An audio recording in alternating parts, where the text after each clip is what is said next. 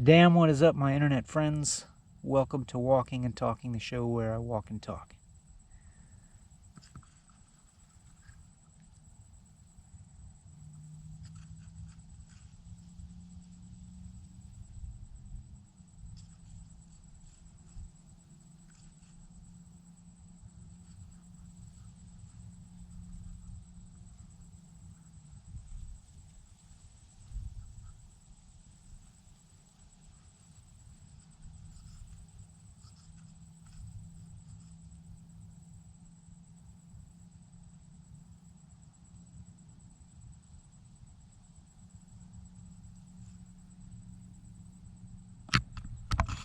That seems about the right amount of time.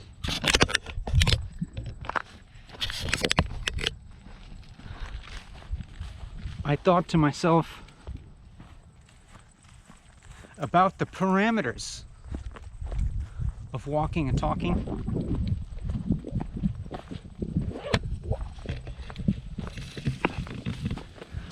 I wondered if I was allowed to just show a flower for a while without talking.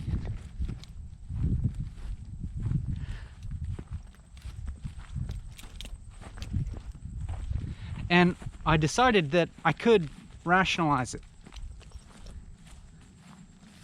It could be allowed. I did it, so there.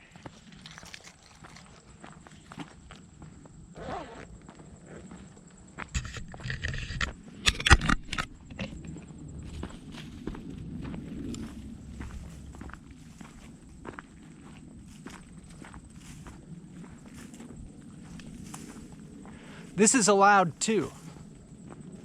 I'm allowed to do this.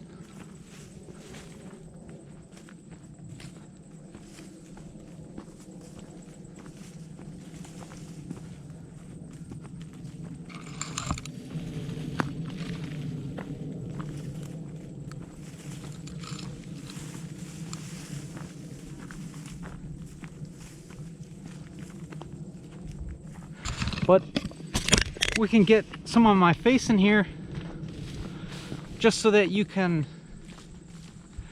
have a little hit of those bonding neurotransmitters, the ones that come up when you see your buddy. Because I'm obviously your buddy.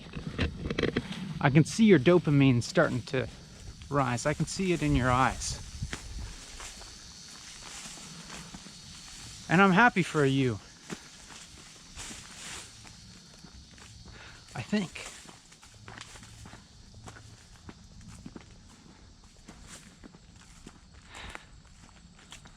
No, I think I actually am.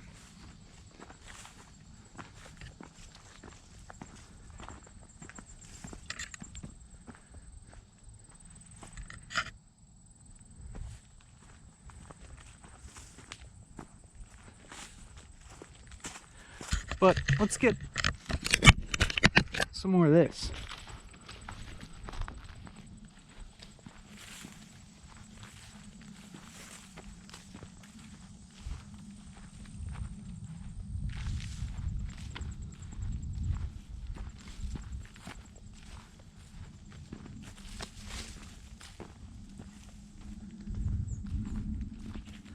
Well, I better keep talking before I start to think too much.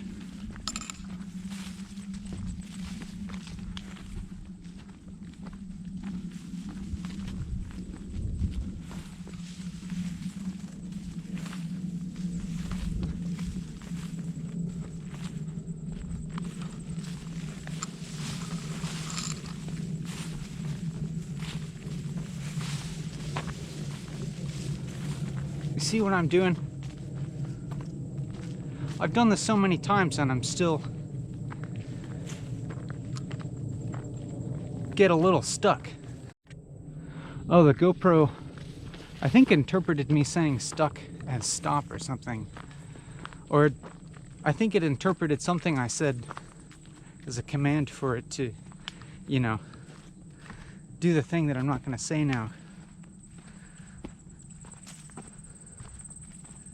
The camera knows me.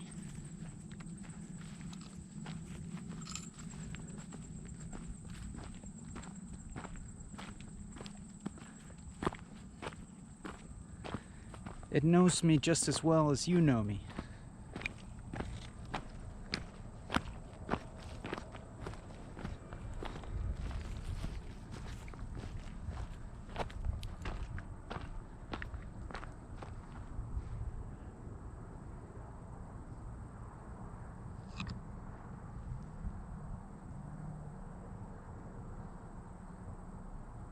I feel afraid. That's not exactly true. I feel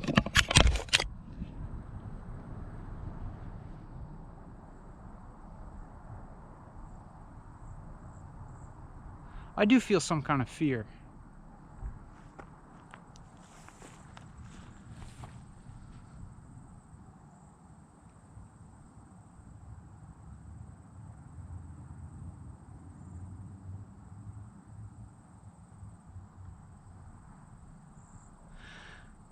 I feel some fear about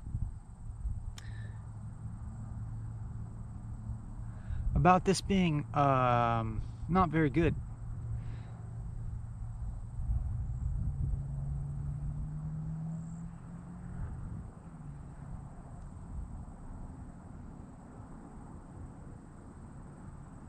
And very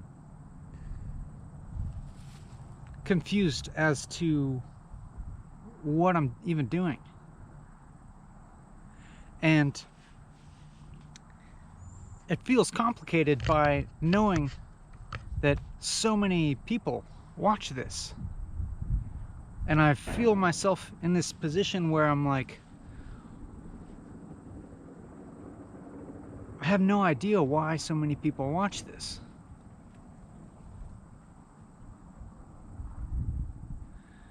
Nor exactly why I make these videos. I feel genuinely unsure, even though I guess I'm going to venture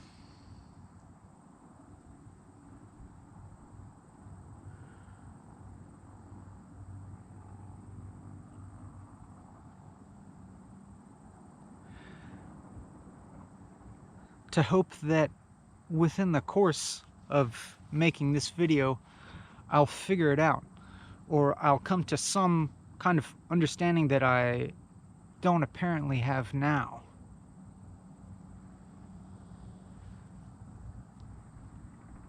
Or if there's some understanding as to why I'm making this video, it's maybe a little hidden or a little buried underneath some layers. Because for one thing, I think this is number 66.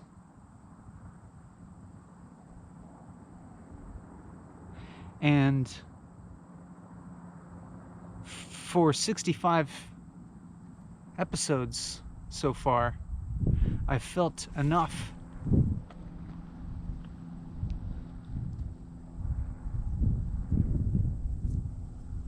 reason to post the video. I don't know why the camera keeps stopping on me. I think it misinterpreted something I said again. Let's test it out again. Let's see if I say these same words, if it stops the video. Post the video. It didn't do it that time. There's a little gremlin inside this camera. Maybe it's you.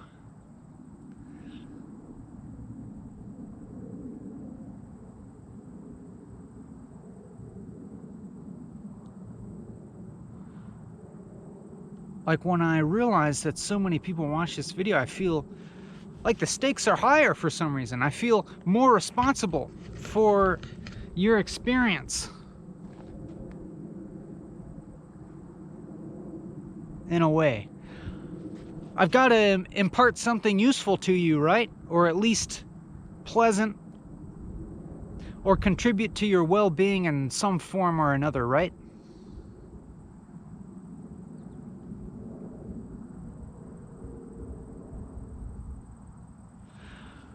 I mean, I feel as if I'm starting from nothing, even though I know conceptually that's not true. There's no blank slate.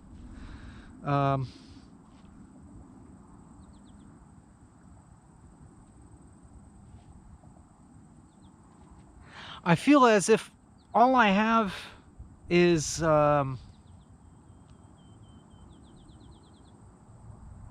just a glimmer enough of faith that I'll somehow break through something or discover something in this process that will make it worthwhile. I think I do have that. I think I have that. And worst comes to worst, I don't post the video, but I don't even have to talk about that because obviously I posted it. I did post this.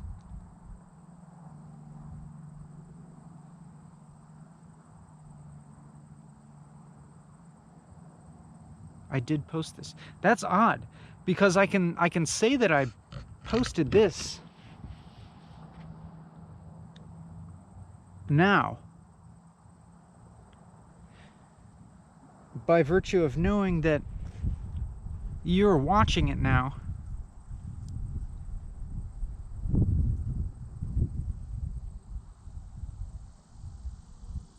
Which means that I did find a way to reconcile what was going on right now. I did it. That's strange to me. That's very weird to me. The fact that you are watching and hearing this, or maybe just hearing this,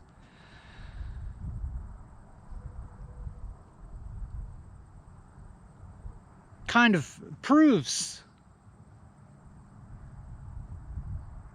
that there's something in this video that at least I found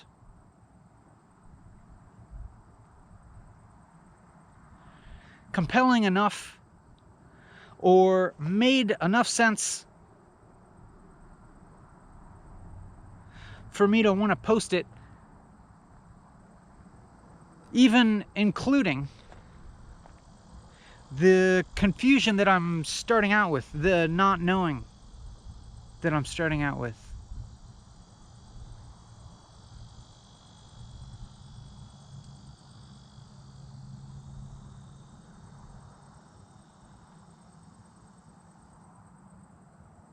The experience of not knowing what I'm doing,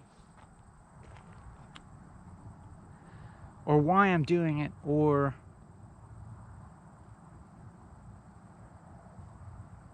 what the goal is. I just have these parameters that it's gonna be a 4-hour unedited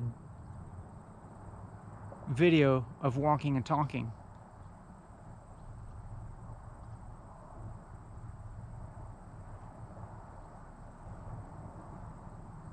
And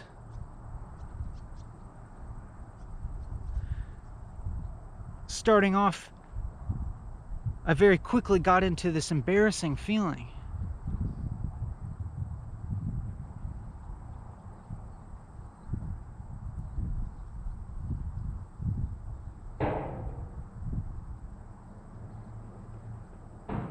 And I think I still have it.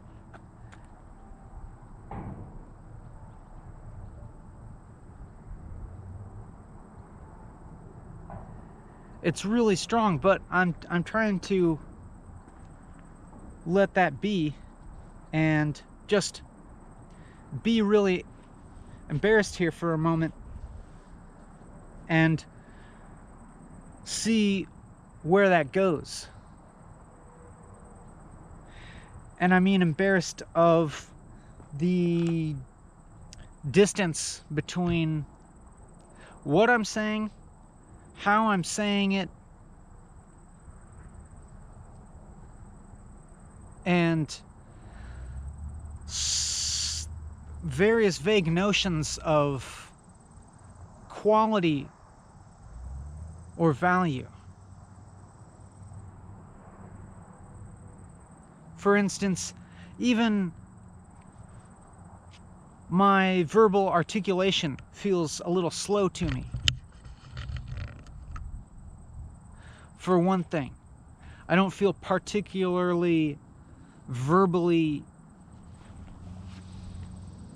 dexterous, or, see what I mean? That's not even the right word, but I'll let it be. We can allow words to be a little bit mismatched, because sometimes we can find some poetic beauty in that, maybe.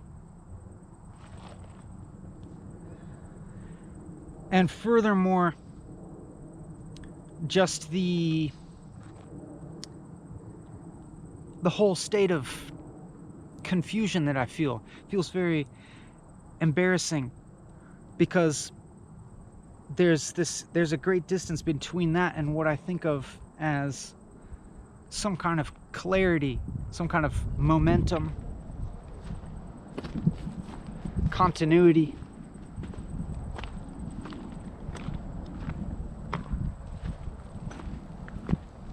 Wanting to impart to you some feeling of clarity or continuity, or for you to to be able to garner something from me, like wisdom or something, or just anything, to get anything from this. And if I'm being honest as I can be in this particular moment, I can't claim to be offering you anything.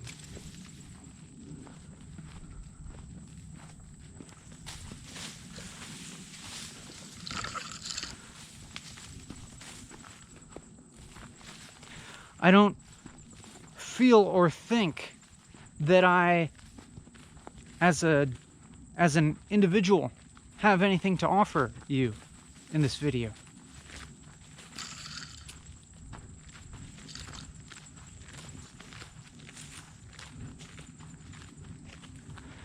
Other than maybe some pretty sights.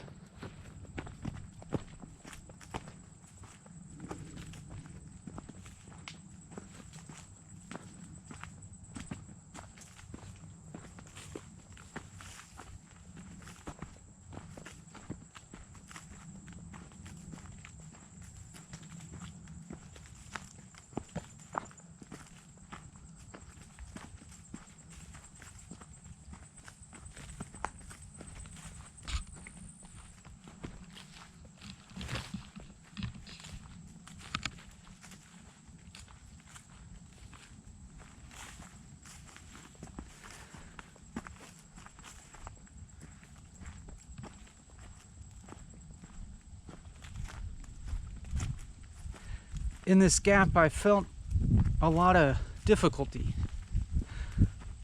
a lot of doubts.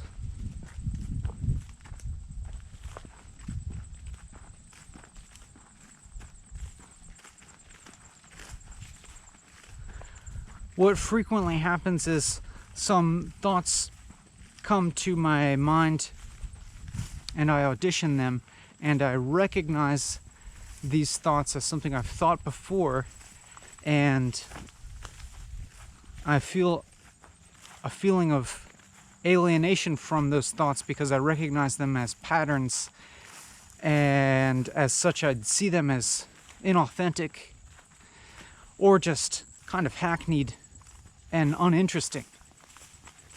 And even what I'm saying right now falls under that category, because I am recognizing what I'm saying right now, the nature of it, to be totally a pattern of things that I've said before, and I am experiencing myself in this pattern. And so I'm trying not to immediately react negatively to that. I'm trying not to let the feeling of disgust or avulsion to that recognition take me over.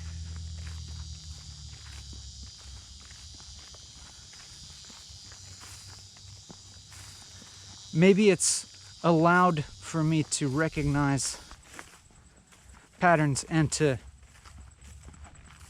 not instantly react really hard against them. But my thought now is that I need to try harder at something, but I don't know what. I need to try harder at this video. I need to try really hard to do what? A lot of options keep surging through my mind as to what the strategy is to continue talking.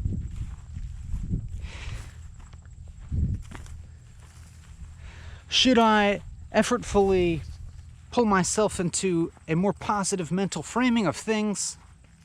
Should I try and drop altogether the notion of trying? That's a paradoxical thing to say.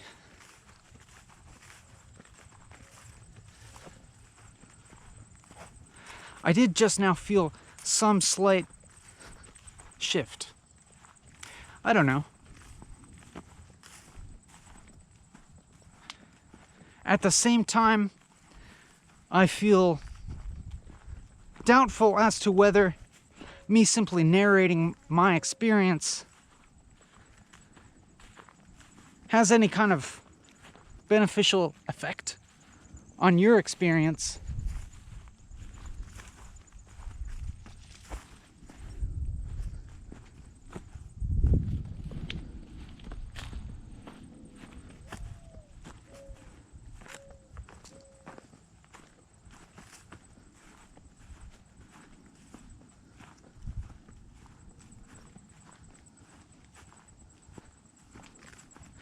Although I have to keep reminding myself that for 65 episodes so far, something has happened that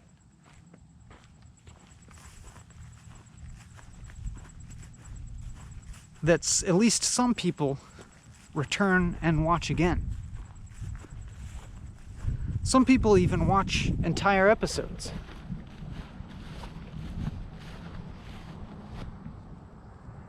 When I think about that, I feel as if the stakes are even higher.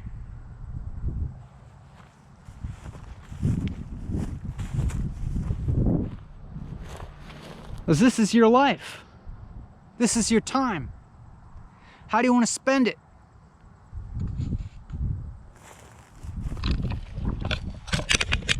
I feel so responsible. But I can't be ultimately responsible for your choices. You're taking the risk. You're gonna take the risk. You are taking the risk of watching this video. But the fact that you are watching this is evidence that I did find it worthwhile to post this. So I can say that I did decide that it was worth posting.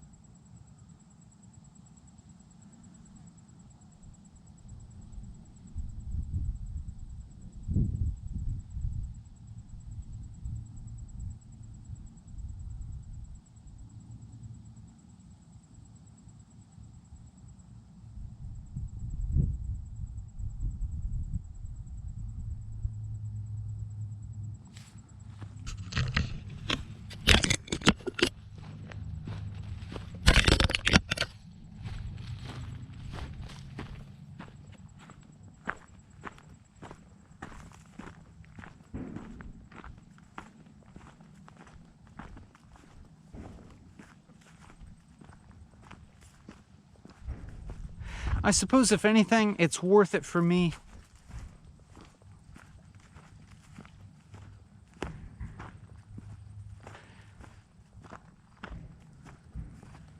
to remain as calm as possible, although here is a praying mantis which gives you and I a little respite, a little object, an external object to grasp onto, to direct our attention to.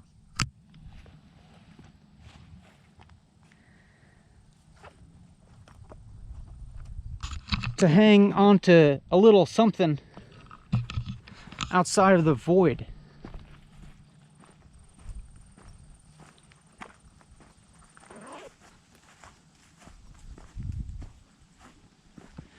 I mean, I think I am kind of going through various mental framing apparatus in an attempt to rationalize this, or a way to imbue it with a meaning or value, so that I can feel kind of comfortable doing it, kind of comfortable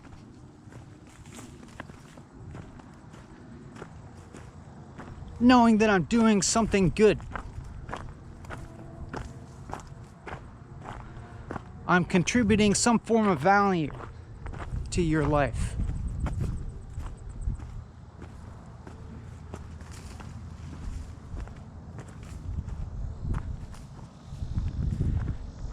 So for instance, when I referred to what we're doing now, you and I, as the void, that is, this experience of feeling kind of lost,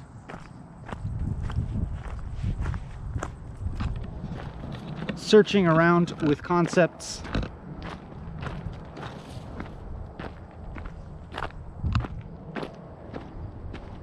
that's one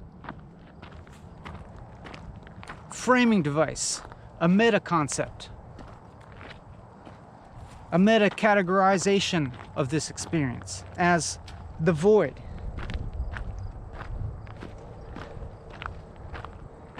With my concept of remaining in the void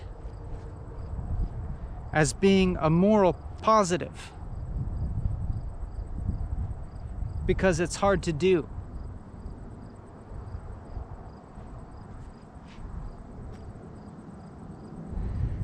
But when I say that, I don't honestly feel confident that this is actually the void.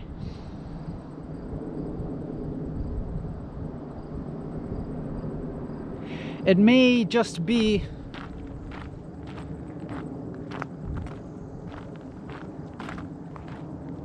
a bunch of fruitless messing around with concepts.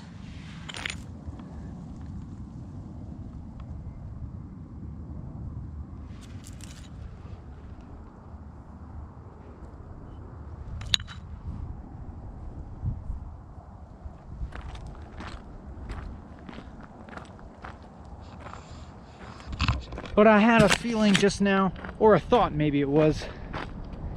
Was it a thought or was it a feeling? A little bit of both.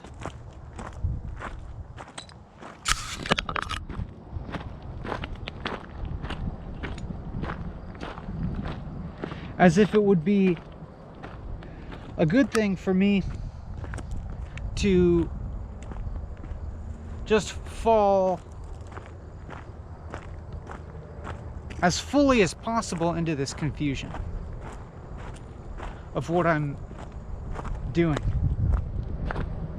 what I'm talking about. to go ahead and let the intensity ramp up. But as I say that, I don't even know how exactly to do that.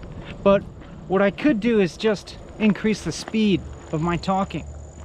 Try and just talk as quickly as possible while still maintaining some syntax, at least actually making sentences. And when I do this, when I'm doing this now, I'm talking faster, a little bit faster. I just now noticed that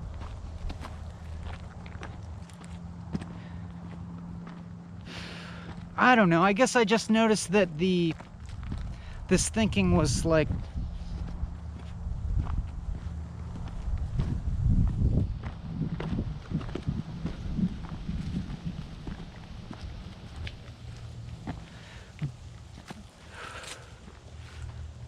I'm stuck.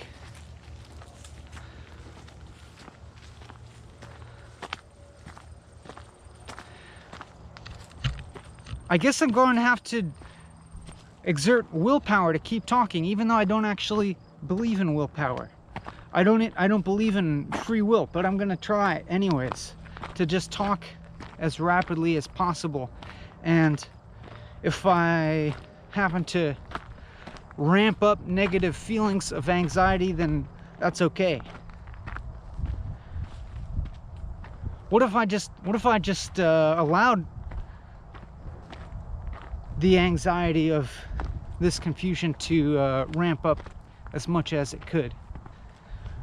I don't know, I feel like I might even be okay with that experience, to see where that goes. But of course, expressing a view like that, of acceptance of it, is not very conducive to anxiety. If I feel accepting of the prospect of anxiety, that's probably not going to make me very anxious.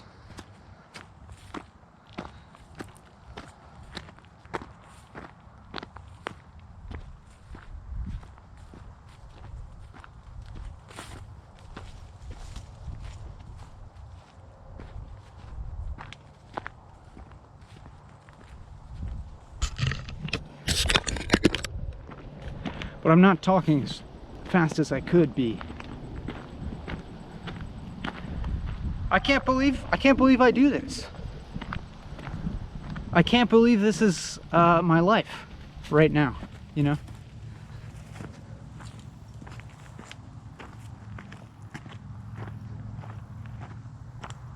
I can't believe this is what I do on YouTube. I can't believe I'm a YouTuber.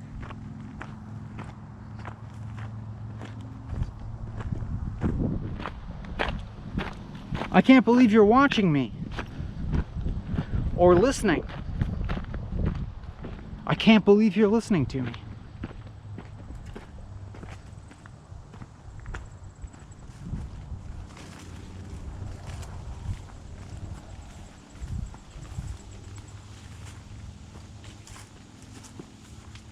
I have nothing for you.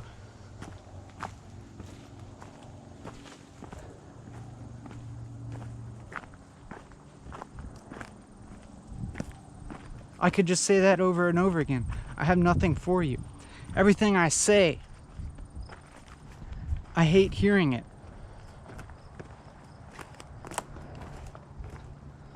I feel strongly as if there's something wrong. This is the third time I've attempted this video. The first time I stopped it before an hour was up. The second time I filmed 5 hours and didn't post it publicly. Maybe I'll post it privately on the Patreon thing, but I didn't like it enough. And that's rare. That happened.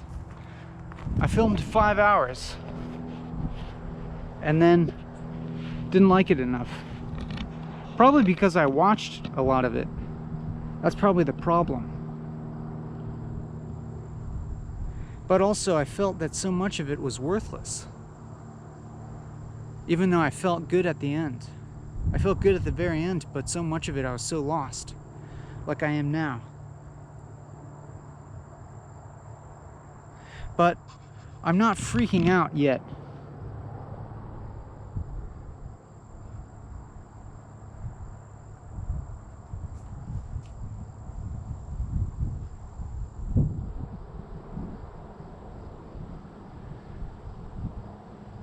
I'm not freaking out yet, but it's very unpleasant to hear myself speak and hear myself think. Even though I've been doing a lot of it.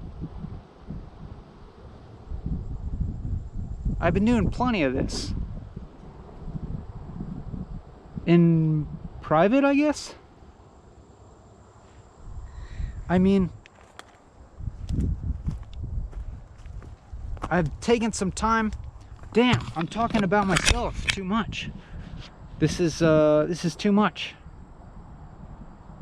This feels intensely solipsistic and narcissistic. It feels so bad. This feels so bad.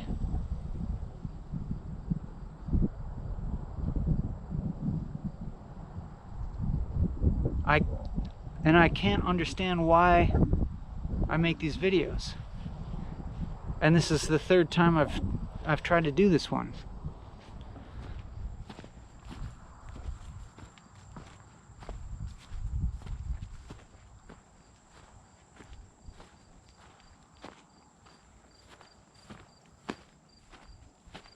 But I guess since I did post it, I did find something to redeem what's happening now.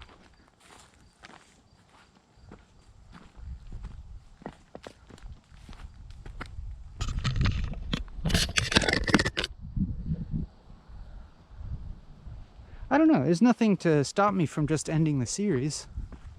I could just do that.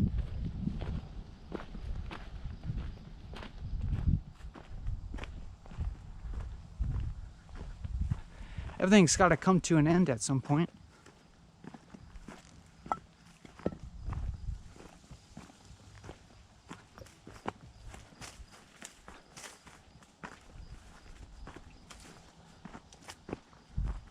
I do feel up against a wall.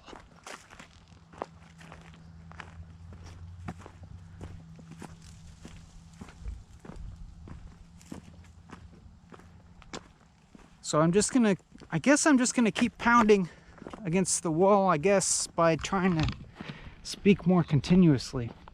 Something has to happen if I keep pushing through, right? If I keep trying to talk. Like, for instance, how could I have possibly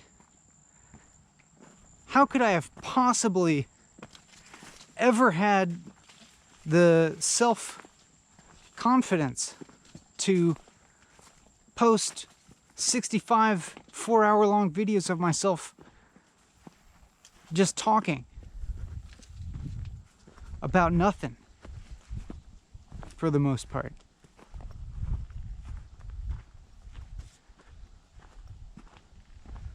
What would possibly possess me to have that sort of imperiousness?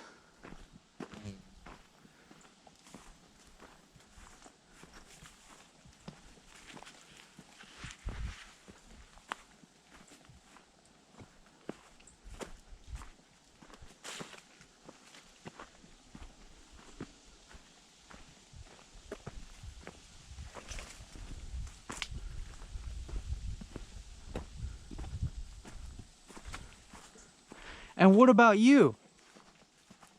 What would possess you to listen? What would possess you to spend so much time listening to me talking about nothing?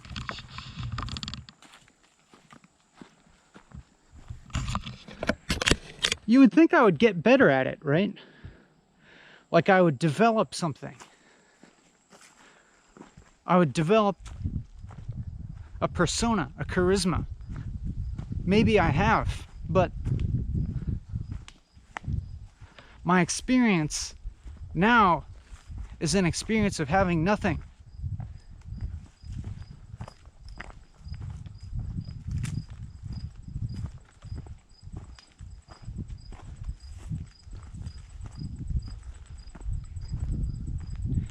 And the camera at my face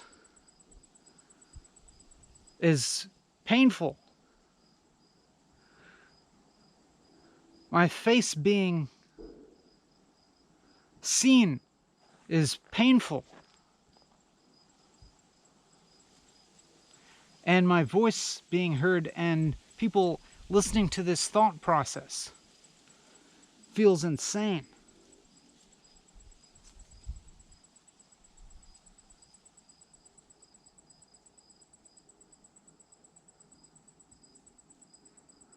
It feels totally insane to me that you would be willing to engage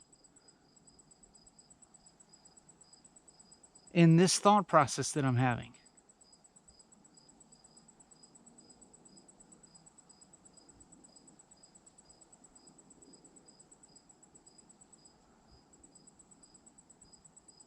And I'm still rushing for possible ways of redeeming this, ways that this might be redeemed, as in, gosh, it was very informative to witness you go through some sort of breakdown or some intense self-criticism. Gosh, that was brave, or something like that.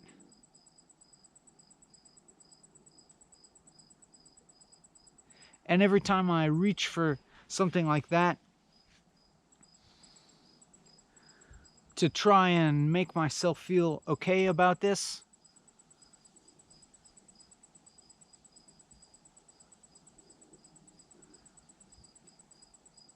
I kind of recognize the performativity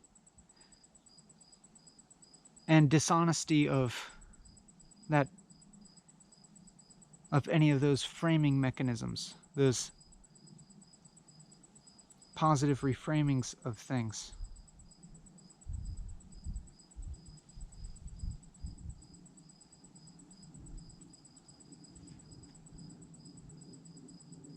I guess I'm kind of putting some kind of trust into this process that I've set forth a while ago, that has been going on for a while. Put some faith into the idea that it might be worthwhile even to go through the darkest things that process takes me through. Trying to focus on one thing for an extended amount of time is bound to always take you through some difficult periods. And see, here I am kind of still engaging in mental framing to kind of put this present experience in a better light. And it might be working a little bit, actually. Because actually at the moment I feel slightly calmer.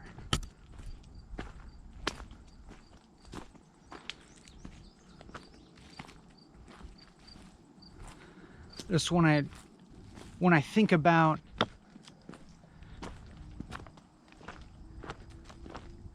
there being difficult and dark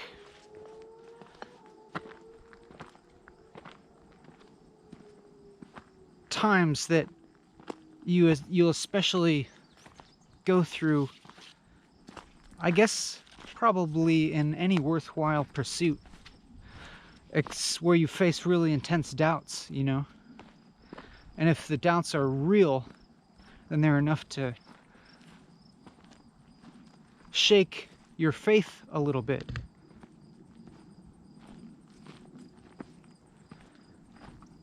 And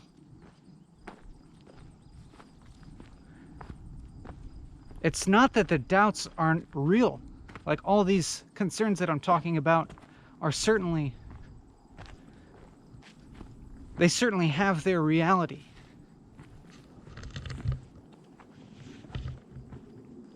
Like the idea that this is completely solipsistic and narcissistic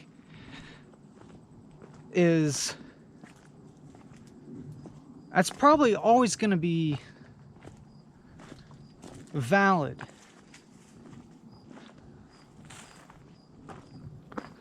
That's probably always going to be a not wrong interpretation of this.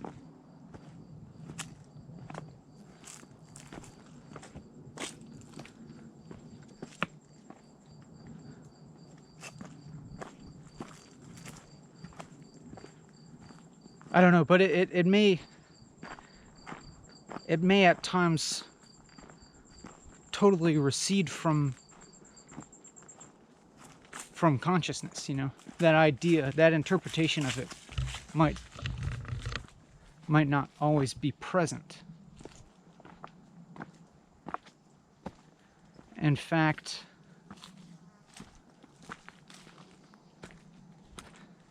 no, never mind.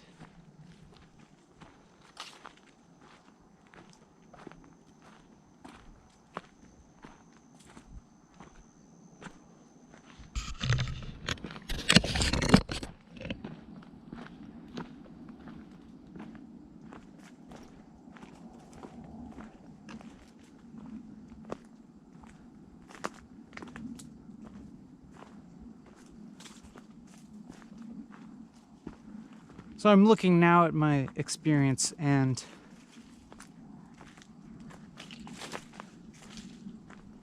trying to think if it's dark or not. And now I don't feel like it's entirely dark.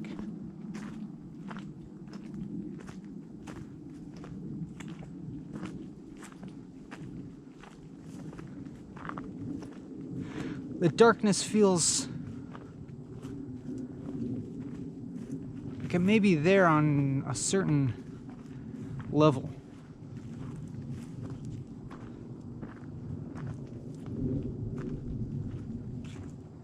But there might be another level where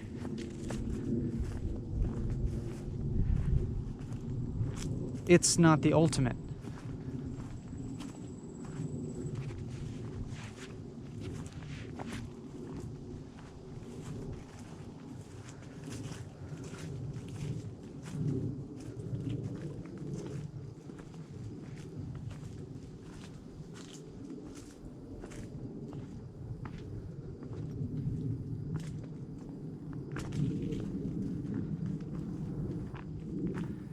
I am still doing some editing of what I'm saying with a thought of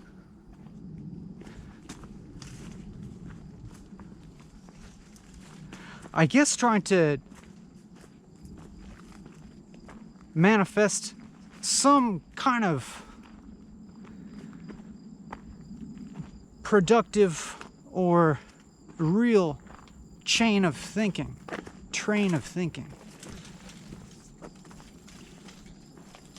So for instance, at one point I thought to myself, I wanted to say, I feel really inarticulate. And I also recognized that my feeling of inarticulateness also corresponded with perceiving some kind of lack in terms of how to think about things.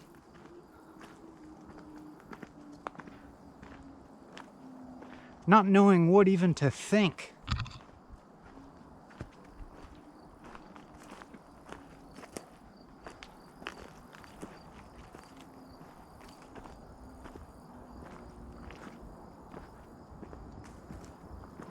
still perceiving a big gap in between what I'm saying and some kind of ideal, and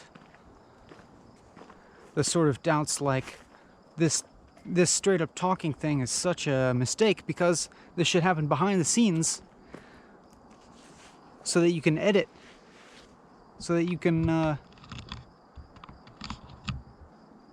write something, spend a lot of time writing something and editing something, and then say it in a relatively short amount of time so that you can compress the message and clarify. You can create and clarify the message. Man, that sure sounds like a good idea, huh? Editing.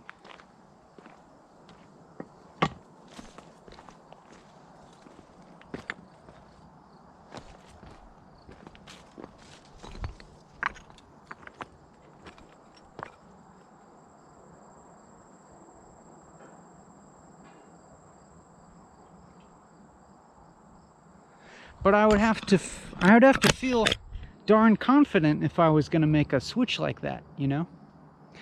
Because I can imagine myself starting writing, and I'm bound to come up against the same sort of difficulties and darkness and self-criticisms and feelings of lostness in the writing process. And then I could imagine like I never should have stopped walking and talking, like thinking I should go back to that.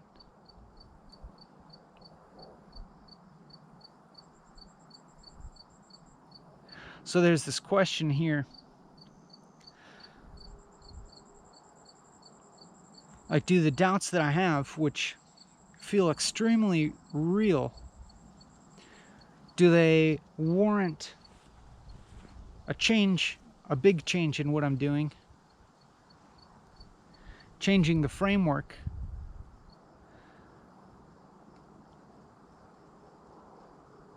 Or is it possible for me to work through these problems within the same framework? That's always the big question, you know?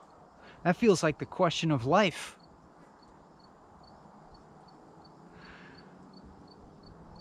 I mean, I'm pretty sure that you have some kind of situation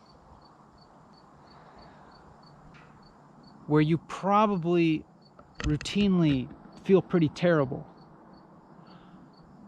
or feel like it's a huge problem. It could be, I don't know, it could be your job that you hate, or relationship, or habit, or some aspect of your life.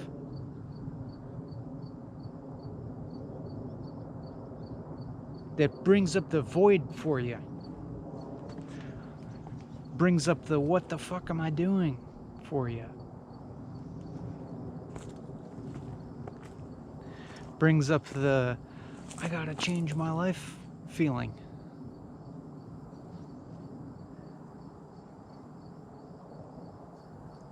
And so you might face this question of wondering, should I change this situation? I could change it. I could try and change my life drastically. Or am I being too rash and I just gotta work out these problems within the structure that I'm currently in? Keep the stability. Even if within that stability it feels like there's a lot of instability. For instance, in this framework that I have of walking and talking for 4 hours, like where at sometimes I might think that if that's the only requirement for me to keep making these YouTube videos is to just talk for 4 hours, and it doesn't exactly matter what I talk about. It's totally open. And I already have this strategy of it being fairly self-reflexive, and I could just narrate my thought. Sounds simple enough, right? Just kind of procedural. And also, knowing that I've had a number of episodes that have felt so good, so liberating and life-affirming, making those videos, and so connecting with the world. And yet still here I am, feeling just super unstable within this framework, and lost, and the darkness and the void, and not knowing what to do, and intense doubts still come up, even within that stability. And I guess I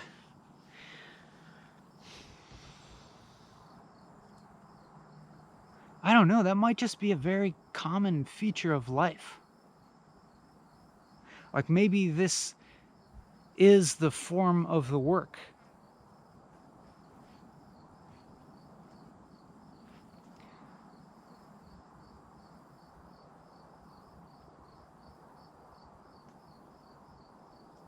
Maybe the good thing about this structure that I've given myself is that it encourages me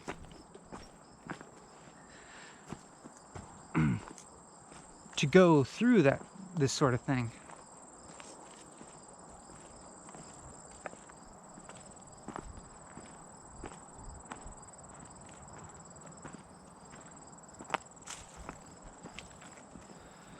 To drill in deeper, so to speak. But it's funny now that I'm referring to it as drilling in deeper, because just a moment ago I feel like my attitude was of total aimlessness, and now my attitude has apparently shifted a bit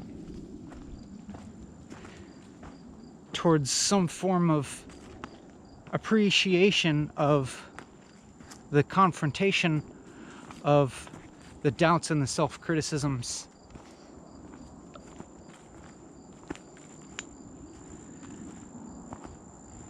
and the confusion.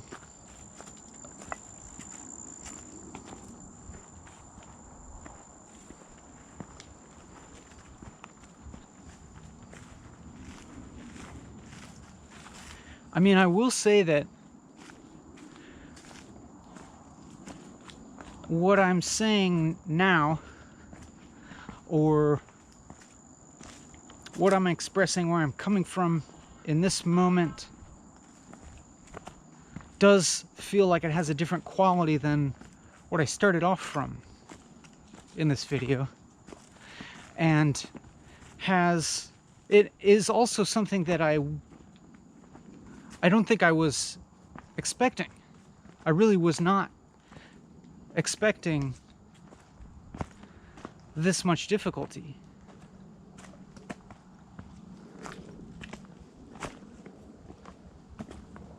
I thought, leading up to coming out here to make this video, I felt relatively calm. I felt as if I was starting to build up my ability to concentrate and to keep myself calm, and so I thought this will guide me. This will be conducive to making a video that feels good for me and that I feel good sharing with the world and sharing with your experience. But in the beginning of this video, I felt like that all flew out the window, in that I just wasn't able to access any sort of direction. But kind of paradoxically,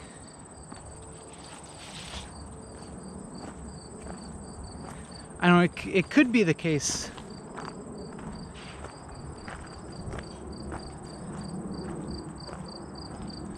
that some of that ability to concentrate is affecting something. But actually, now that I think about it, it's more like,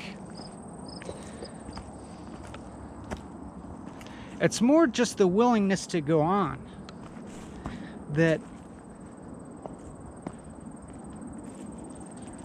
has led to the change, or to any change so far, insofar that there has been any change in my valence. It's not like I'm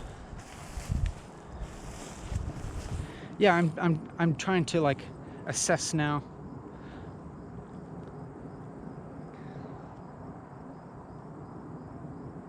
I'm trying to assess like the total value of this instance in time, which is a pretty interesting thing now that I think about it. Maybe that's not even a notion worth holding on to, whether this instance in time is time well spent or wasted. And trying to assess whether I feel good or bad, and I'm feeling a little more ambiguous about whether I feel good or bad. I'm not really sure.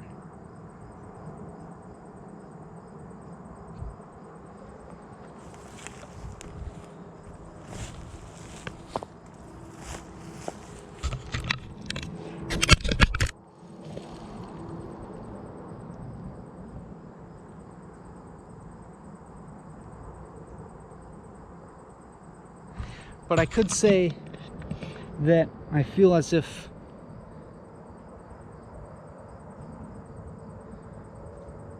there's some kind of movement and change occurring. And that feels funny to say, because when is there ever not, of course?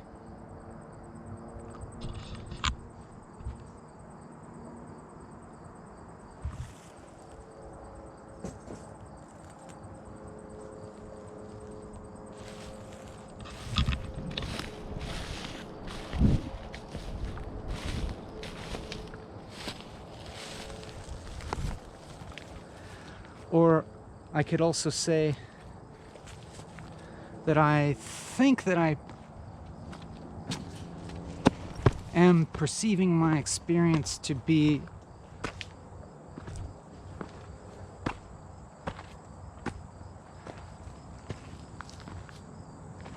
de-solidifying to some extent.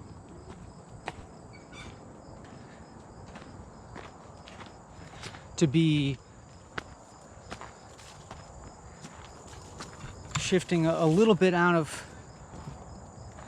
conventional mode of utility and morality and dichotomies.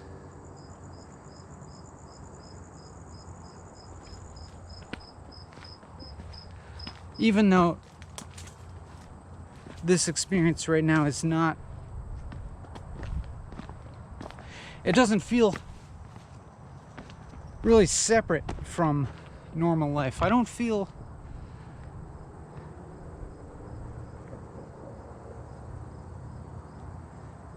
different from normal life, but I feel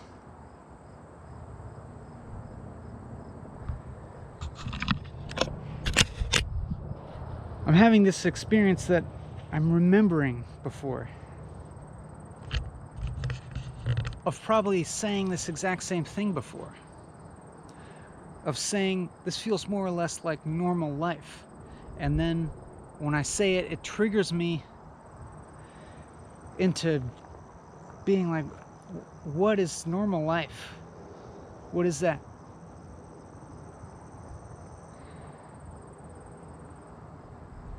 Thinking about a normal experience of time, a normal experience of myself. Like thinking about myself as a solid individual person in the world. Here's self,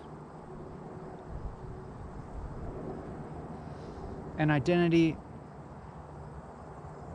in the world out there.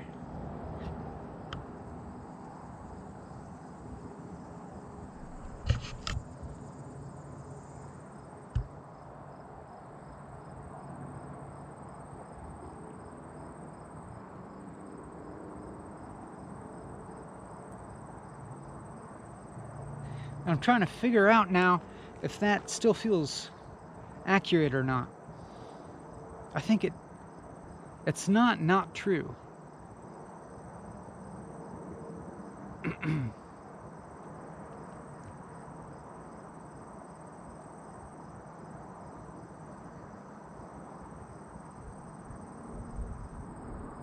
Obviously, I'm talking, but even that itself feels strange to say.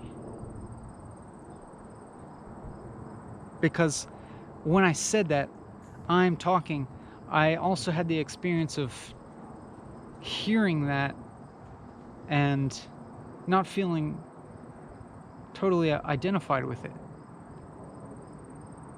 I mean, for one thing, it's like by the time I registered hearing it, the statement was already over, so it was in the past, and so I'd kind of recognized myself remembering the physical, sensual experience of hearing myself say, I'm talking, and that kind of appeared.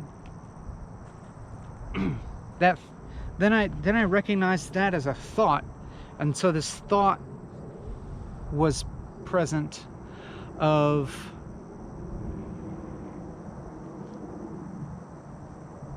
the sensual experience of the sound of I'm talking,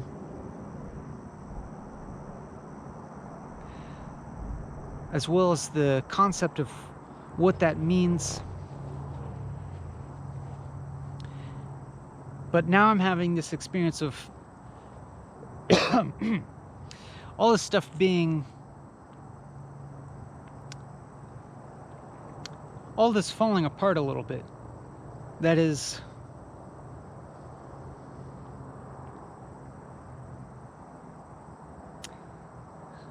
noticing so much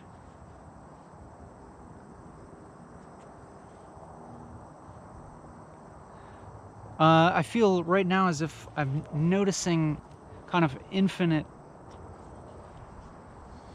I don't know about infinite, but like more layers to my experience that I can even comprehend or organize in terms of sensation and thought and my experience of time and my experience of self. All of those things feeling pretty confused at the moment. And now a thought has entered my mind that, oh hey, another praying mantis. Here's another little object to anchor ourselves to a conventional reality for a moment. I had this thought come through my mind. What a beauty.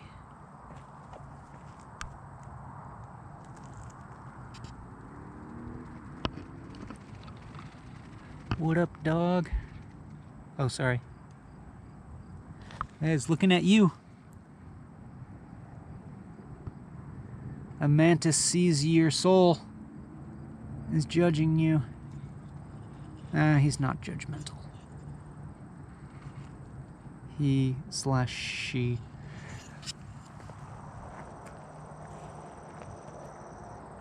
/ they. Ooh, dancing. Doing that dance. Stretching. Stretching out.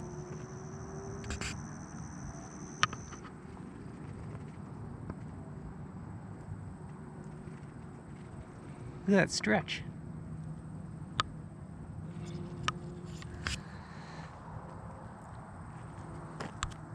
Posing for the camera.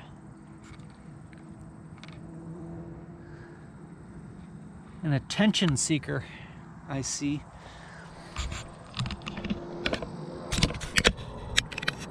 Well, so that brings a little lightheartedness into the picture, a little cheer. I had this thought that the way that I'm talking at this moment probably sounds as if I'm on acid or something, but I assure you I'm not on any drugs except for some green tea. But that was a while ago.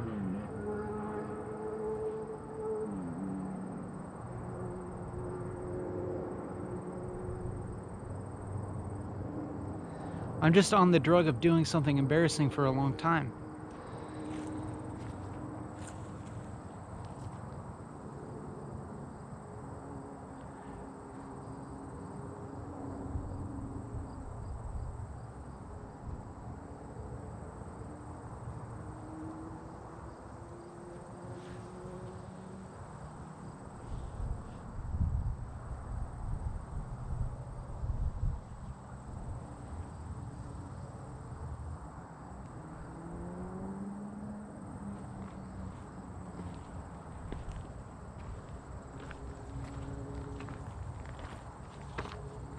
But I feel as if I should continue to try to articulate what I was talking about before that mantis came into the picture.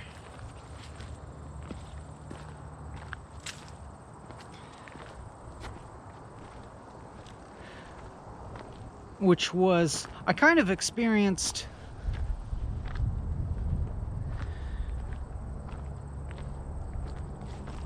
that I started to try and describe something that only happened a few moments before I started to describe it. And at the time that I started to describe it, I kind of perceived that moment as vanishing so incredibly quickly into the recesses of memory, because I began to perceive so much happening. Just in the minute amount of time since completing a phrase and starting to reflect on my experience of saying that phrase. As in,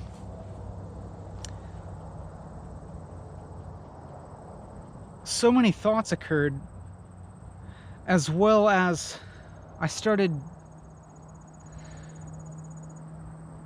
the way that I perceived myself perceiving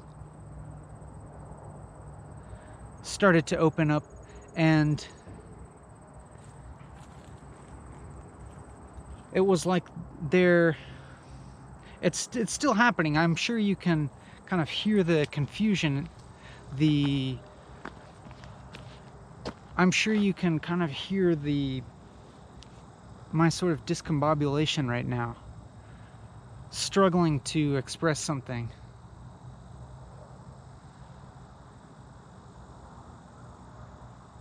Because every little act of thinking seems to change the moment drastically.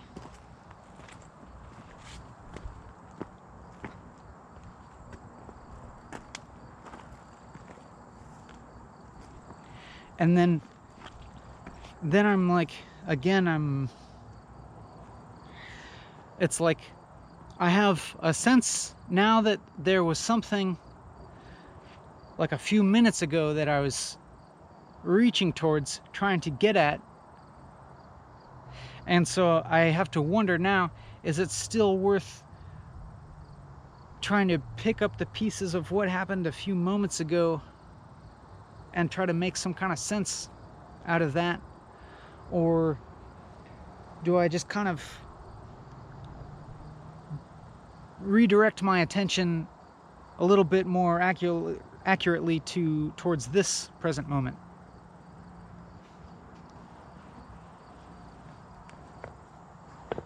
I guess I'm gonna have to lean towards the latter, because it seems like an overwhelming task to have to remember a few moments ago, to have to resort to that. But when I say that, it's interesting because I think about the act of remembering now, and the act of remembering feels like a very present activity, like something that I could engage in or not, maybe.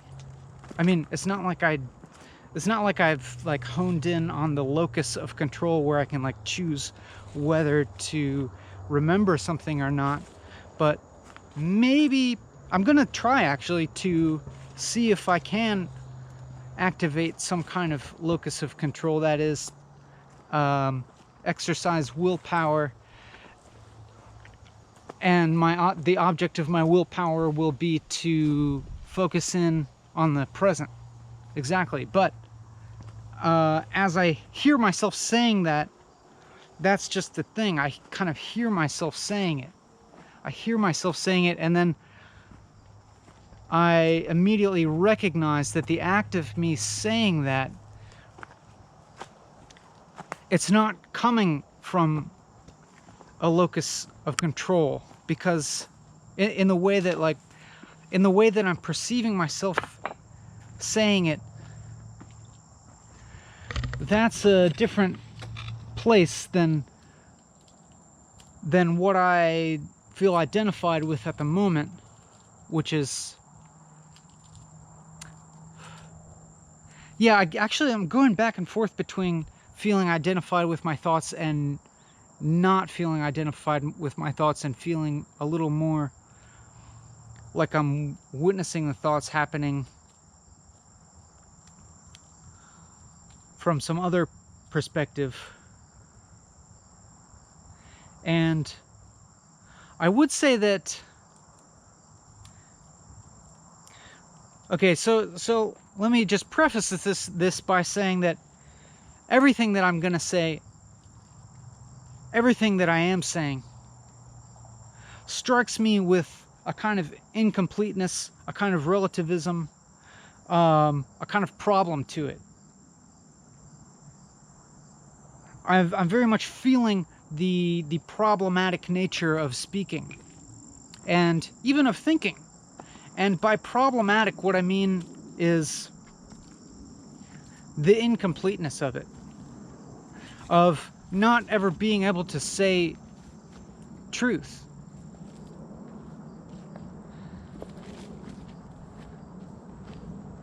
That everything that I say, I'm experiencing it as being untrue by the time I finish saying it. And interestingly enough, that statement that I just made also feels untrue in the fact that it felt true still when I got to the end of saying that. When I got to the end of saying that everything that I'm saying feels untrue by the time I finish saying it, that paradoxically proved itself by feeling true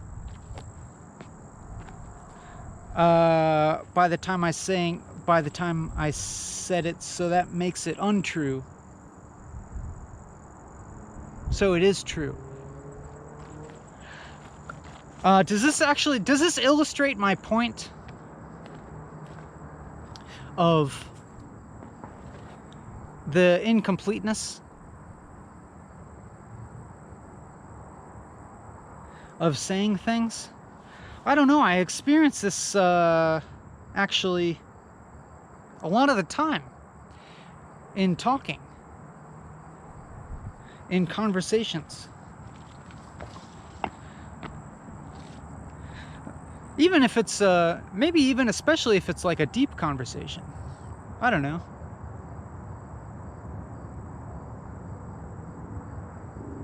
The sense that the conversation is never gonna arrive. It just ends when you get too tired.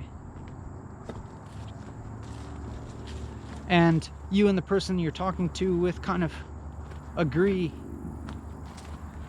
that life is incomplete, and you feel emotionally okay with that for the time being.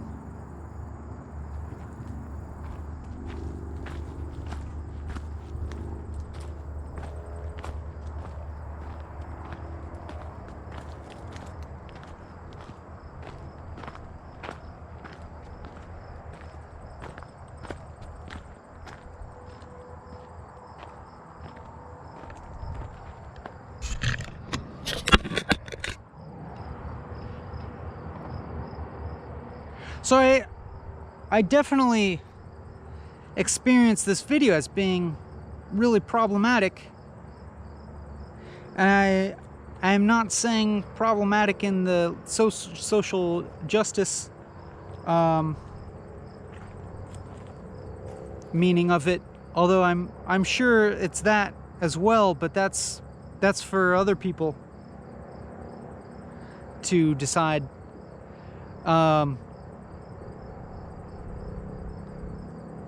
Well, I mean, if you ask me, like, social justice kind of problematic, people experience that, and I have no doubt that that's a very real experience. And I think that it is kind of an extension, or just very connected to that problematicness is a fundamental aspect of reality in my sort of, I don't know, if you ask me. In my experience, this is very much true. That nothing is ever not problematic. And this is by no means to diminish any of that, really. I don't know. Maybe it does, maybe it doesn't. But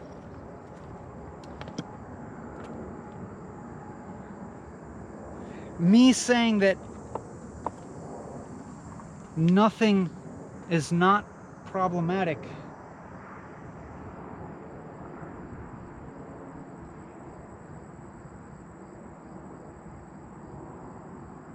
is not some kind of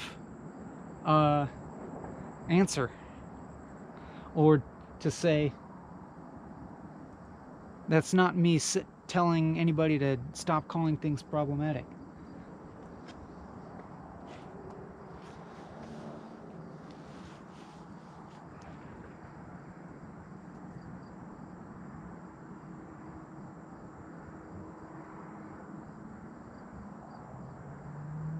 I mean, I'm just like, I just feel like I'm just experiencing problematicness in a somewhat intense, generalized sense right now.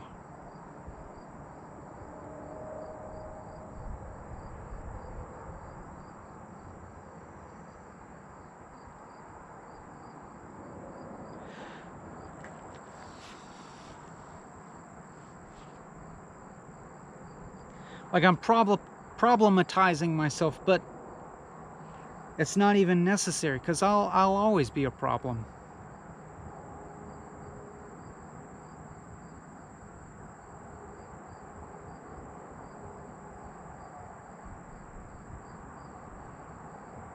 And even if some particular thing that I say sounds like some kind of answer, or sounds like some kind of arriving at some kind of knowledge,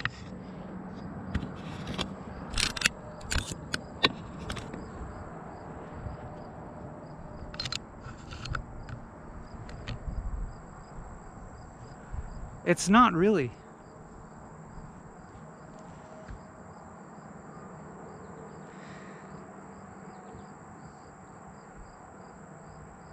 It's just kind of getting into, I don't know, I guess it's just like kind of jumping right into problematicness. Or at least,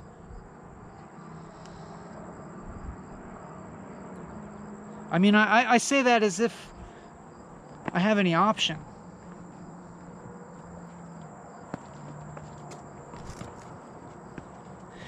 The fact that I'm walking and talking here, I don't know.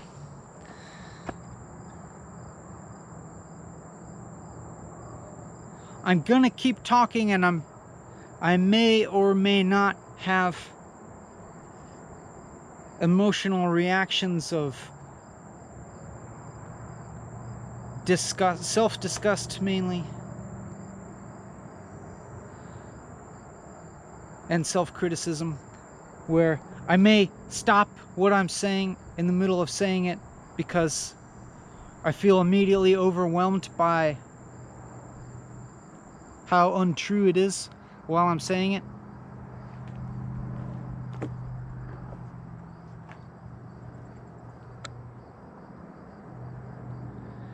Or maybe I'll settle into some groove, so to speak, where I feel relatively emotionally okay with continuing to move.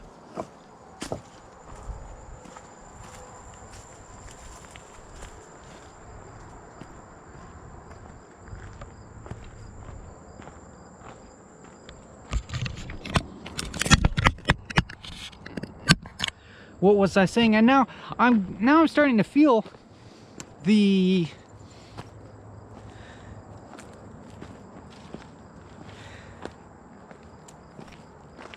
not matteringness of what exactly I say, as in, I guess the stakes are still high, but considering the amount of time being watched, I mean, I can look at the analytics of this video and it'll tell me like time spent watched, like total time spent watched, and it'll be like a lot of days, you know? And I'm like, whoa, wow, that's a lot of days of subjectivity being filled with this. Holy hell. But that aside, I'm feeling more of the not matteringness of what exactly I say, because I'm recognizing the sort of common attribute that it's all having in this moment of incompleteness. And I can also start to think about that. I mean, not only, I hope not just think conceptually, but experience that as reflective of the nature of reality.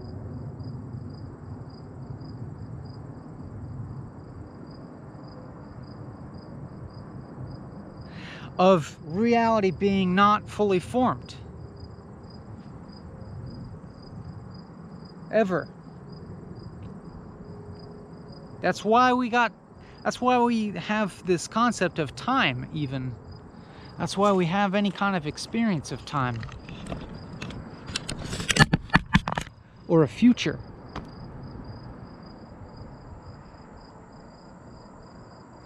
Because everything's not here yet. Everything's never going to be here. I mean, everything that is here, but there's a lot that ain't. There's a lot that could be. There's a lot that could be. And that's what now is, I think. That's kind of what problems are. Damn. Okay, I'm saying really obvious things. I'm saying the most obvious things. Still, I don't disagree that I have nothing for you. I have nothing to offer you. That still stands true, I think.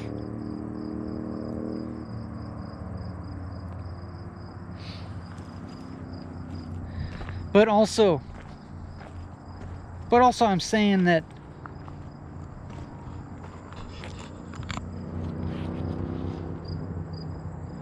like problem and reality are kind of like synonymous.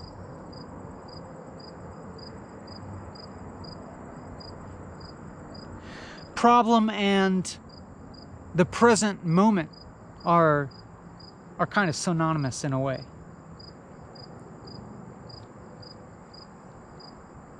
And that, what is a problem?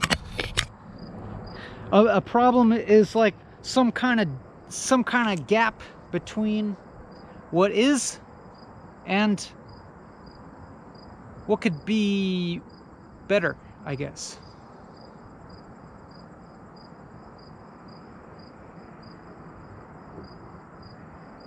But it's also the same as like that void coming up. That what the fuck are we gonna do coming up? What the fuck are we doing? What the fuck have we done coming up? That's the same as the void, that's the same as problematicness, and that's kind of what the present is. Dadgummit, feels a little disappointing, huh? Why couldn't everything just be fine? Why can't everything just be fine? Seems like it should be able to be fine. Why would things not be fine? I don't get it. Why would there be the problematic nature of life? I don't get it. Whose idea was that?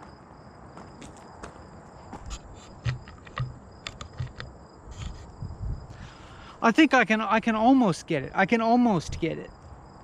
And like in moments I can sort of get it, like trying to hold on to it, like trying to catch a slippery eel. It's kind of like holding a water weenie.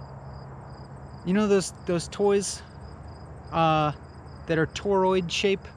A water weenie has come up in past episodes as a very useful analogy for reality. But now I'm realizing a whole different use for it, metaphorically speaking, as being like understanding, because the more you grip it, the more it like shoots out of your hand.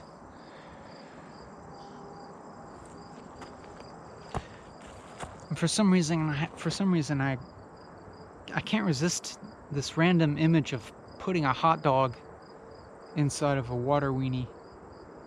That feels really compelling to me as an image right now.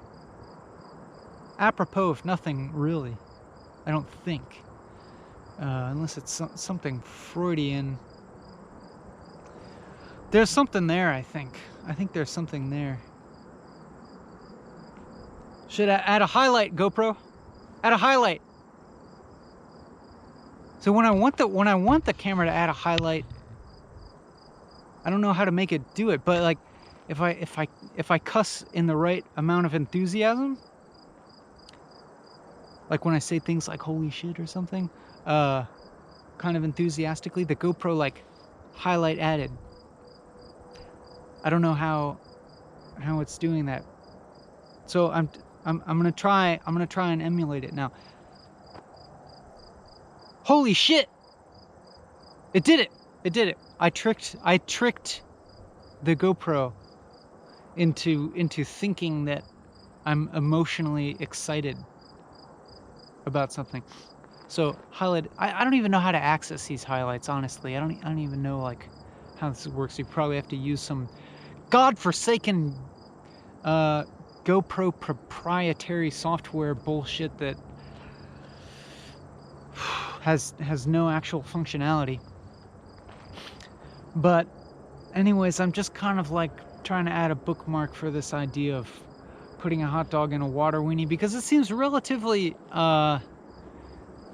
easy to realize, and we'll see. Maybe it'll be a compelling image, but maybe when I think about it later, I'll think it's stupid as hell. That's probably the case. But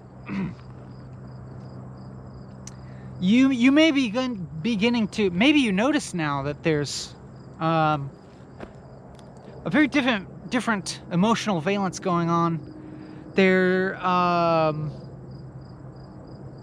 I'm beginning to experience a little bit of a rolling downhill effect of having slogged through the void for a little bit. I'm experiencing myself speak with a little more enthusiasm and vigor, and dare say I'm maybe even a little bit of joy.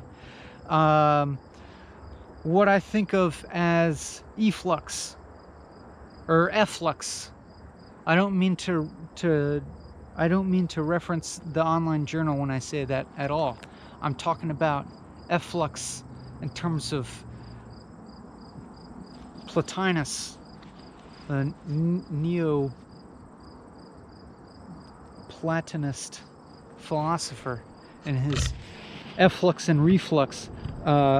Reflux being the return to a singularity, or the one, as he would call it, the one, the unity of all things, and the efflux being the outpouring, multitudinous manifestations of that one into the many, the cornucopia of the world of form.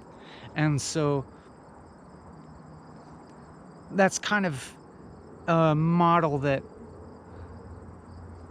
comes into my mind sometimes. And maybe sometimes when I have these little mini dark night experiences, maybe I can post facto interpret those as a type of reflux, a type of shedding of the world of form in the form of thoughts and concepts, aspects of self that I was operating under, unawares of engaging in some kind of practice that brings those under the light of the one, and it burns them up. Ow! Ow! That's me? Ow! I'm an asshole. Ouch!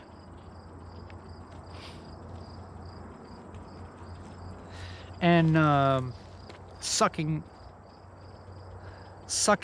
what I'm identified with back into some, you go into that void. Go into that void. Into that dark hole till you get to the singularity, and then you're all okay. But before you know it, you are going to be slingshotting back out, effluxing into the world with vigor and inspiration, most likely. If you're not careful,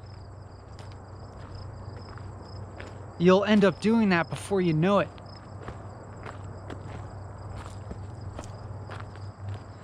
And then you're just gonna have to go through that whole dang process again, because you're gonna manifest all of this form into the world when you do that. And then at some point you're gonna have to go through the whole reflux again. and be like, and then like, you know, because like that form might be something that you identify with temporarily. Maybe it gives you some kind of feeling of comfort for some time. Interesting to talk about time now.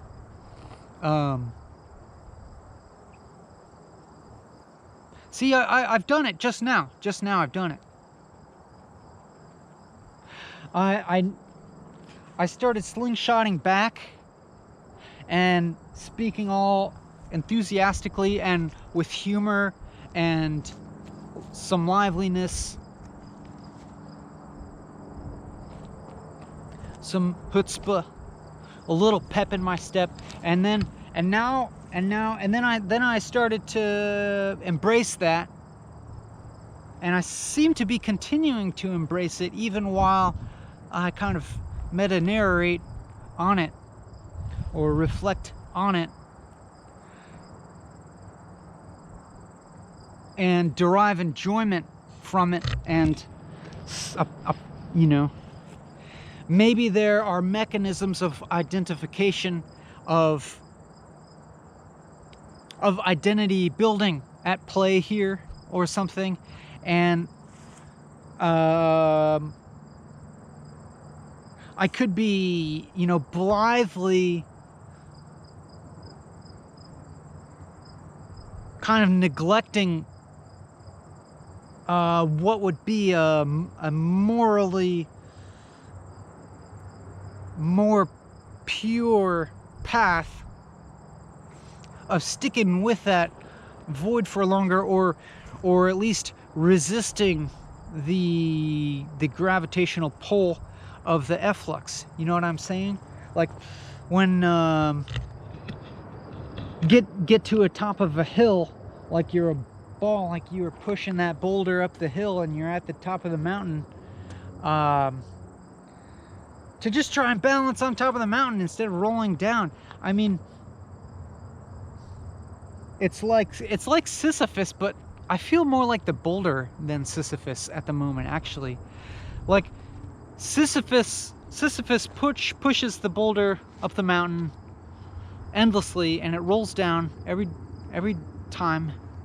Dang it, darn it. And so Camus says we have to be like the happy Sisyphus. We have to imagine Sisyphus but happy, pushing the boulder up the hill. I don't know if I fully agree with that. I mean, I don't disagree with that, but at the moment I feel like just like the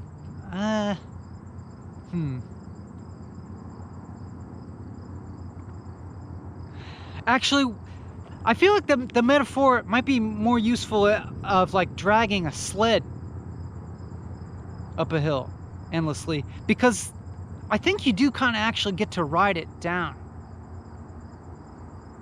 Like Sisyphus, he pushes that boulder up and then it rolls down, but then he gets to, and then he has to actually walk down the mountain, right? He has to walk all the way down and get the boulder again, wherever it landed. So I guess in that metaphor, like the walking down the mountain would maybe be the efflux part. And you'll notice that I'm attaching like kind of a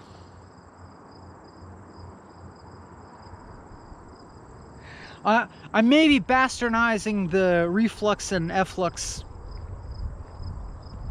in the way that I'm putting in the way that I'm attaching a gravity to efflux, but not to reflux. To reflux being to going against the gravity into the void, and efflux being with gravity, manifesting into the many. I guess that's speaking kind of my immediate experience. Oh, sorry, the battery ran out for a moment, but then I got you reconnected. Like there's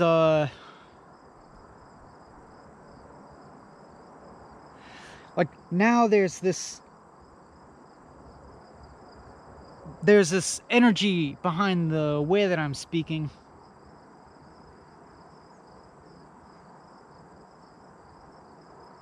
And I'm almost a little suspicious of it. Like my memory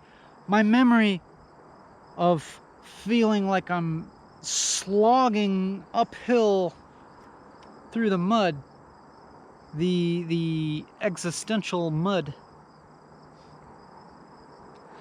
into the breaking down into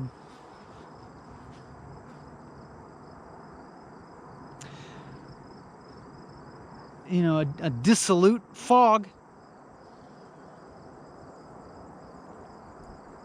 a dissolved guy, a fog guy.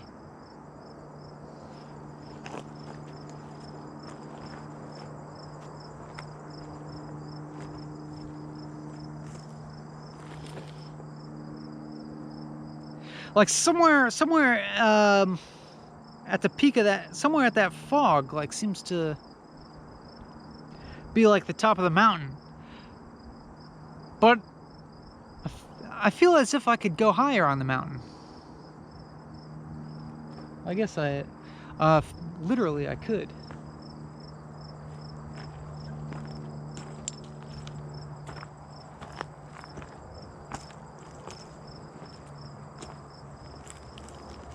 So what if I kind of try and rein in my enthusiasm? It's almost as if now I'm like desiring the slog. I'm desiring what I'm calling reflux.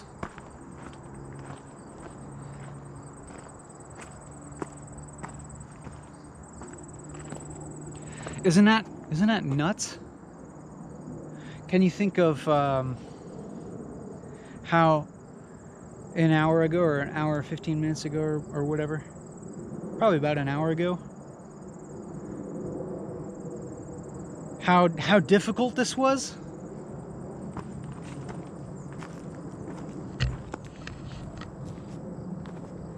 It was really difficult.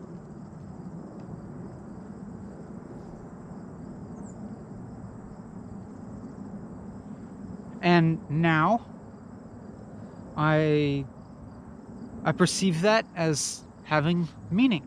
This is nuts. This is nuts.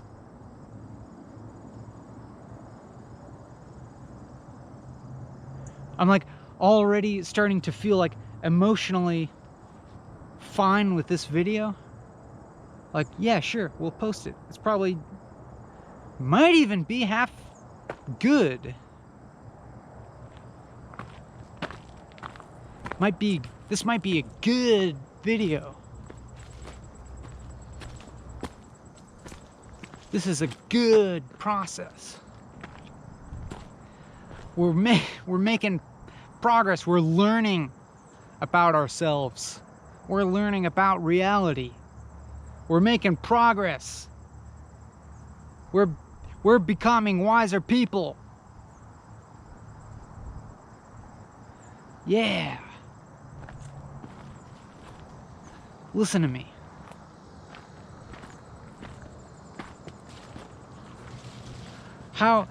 Just observe how unstable perception is. How unstable individual perception is.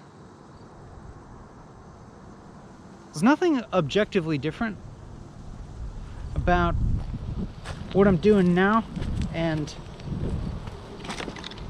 an hour ago. It's the same thing that I'm doing.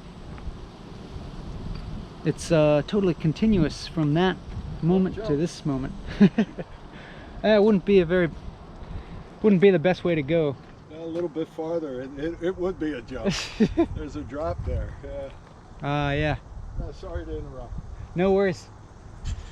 You're not interrupting a thing.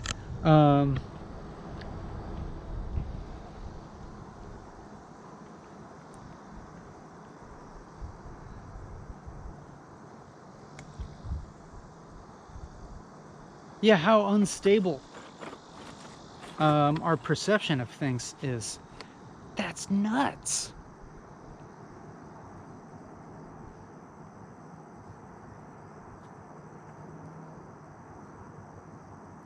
And for me, it's like, I don't know, it goes right down to the whole nature of reality, it seems like.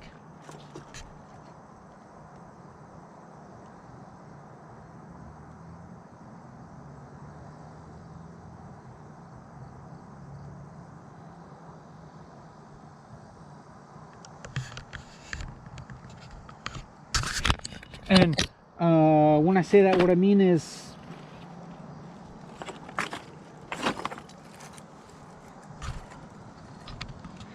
in some moments I could feel as if the whole nature of reality is like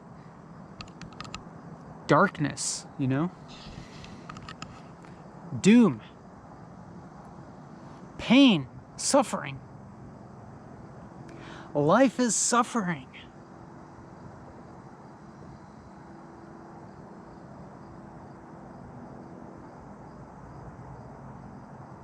Just objectively.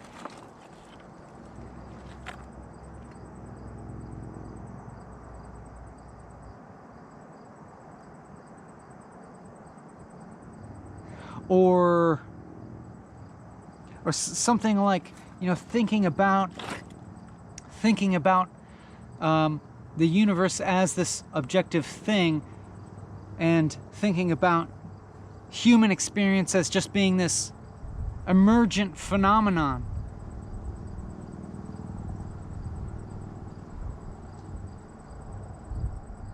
That has no meaning. That is just kind of an arbitrary emergent phenomenon.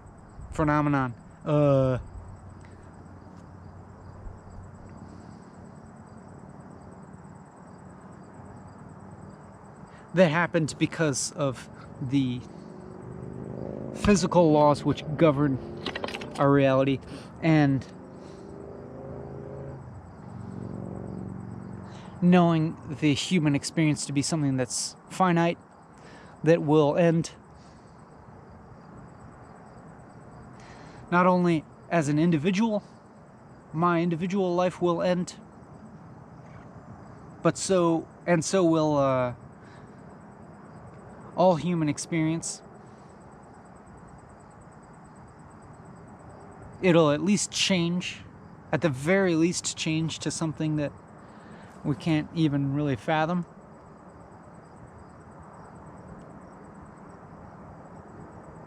Which, you know, more or less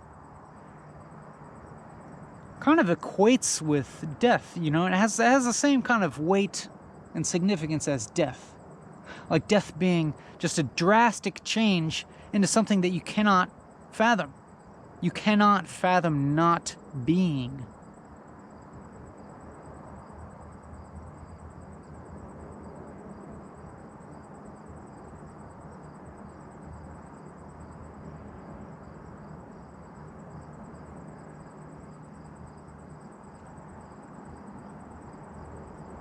And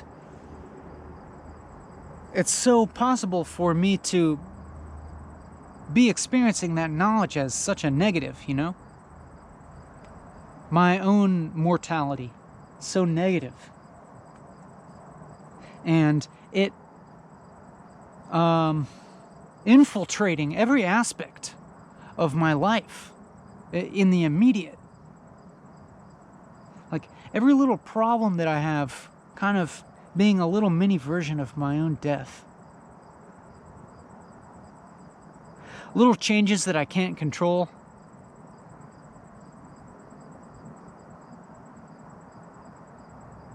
Wanting stuff that I don't have, not wanting what I do have, all that kind of stuff.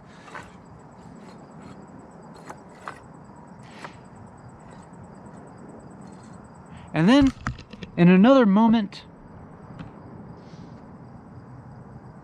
I feel like I can be holding all of that and not minding one bit, and still be pretty happy, I guess. I mean, I would say I'm happy right now.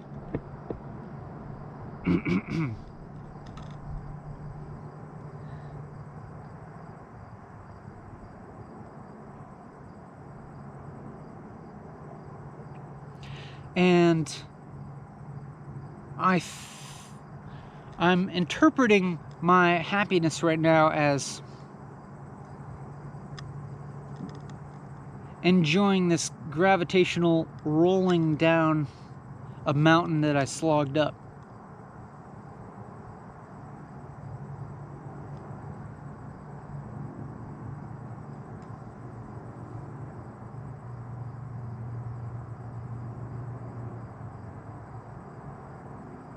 Which, when I think about that, makes me want to rein it in, temper it, chillax a little.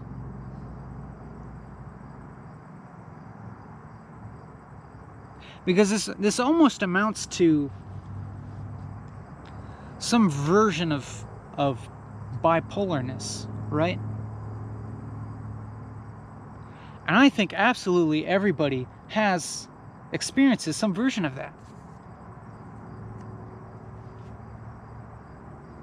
You must have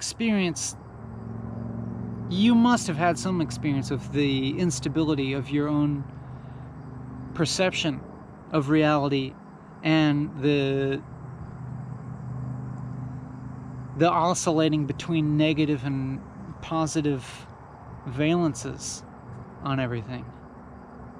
You must have had that to some extent. You must know what I'm talking about. And I think of bipolarness being that with just wider and more and longer, probably just wider waves, lower lows and higher highs. Mania. So it's like maybe what I'm experiencing right now is like some mild form of mania.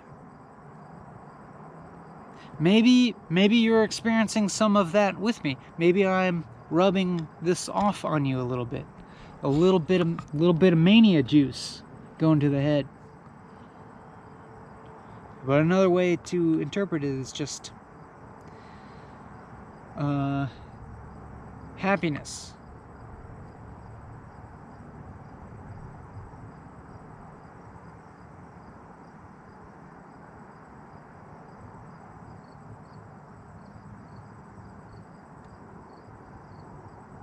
But I did go through this ambiguous time where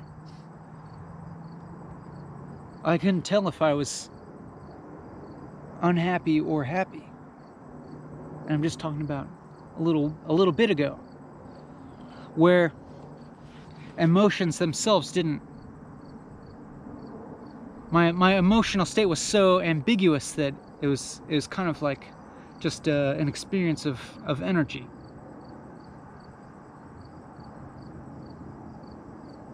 Not good or bad.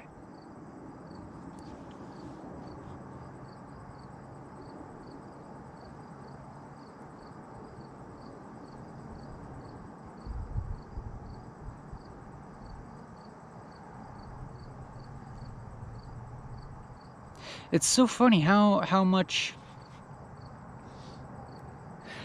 intensely I've been doubting this format of walking and talking. Intensely doubting the format. Like, so much of the time when I think about it, I'm like, seriously, like pointing the camera at my face and just talking freeform for 4 hours and walking around and making this public to thousands of people.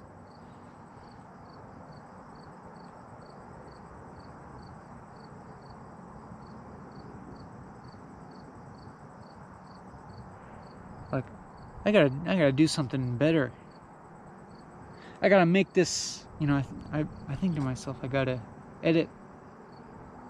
I gotta make this more accessible. But I don't know. these problems are still here, I think.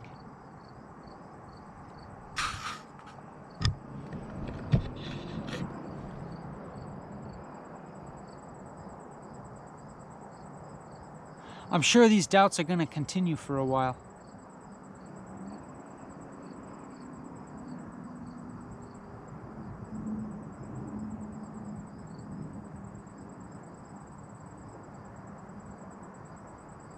That is, I have to ask myself, is it really necessary to drag you through this whole thing?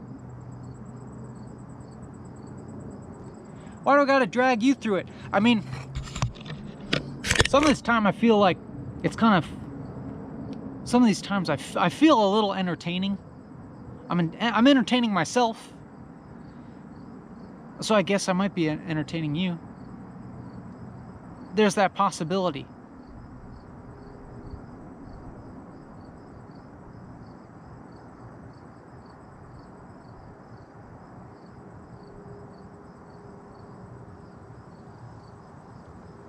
I don't know. Maybe it's worth it. Maybe it's worth this time.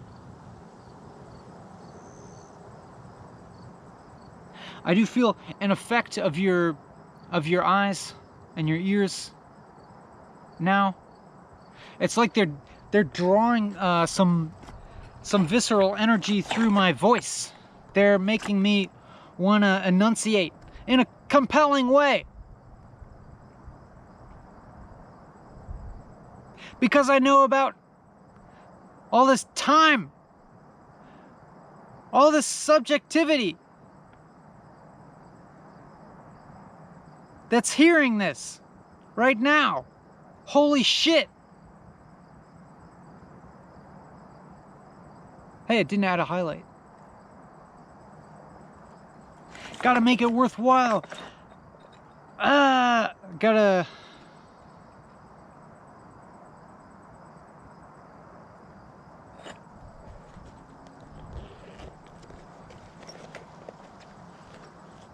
There's so many little tangents that I feel I've dropped that need returning to. So many little turns that I haven't taken, that I as if I'm constantly going off track. I mean, I'm wandering about pretty willy-nilly, blithely.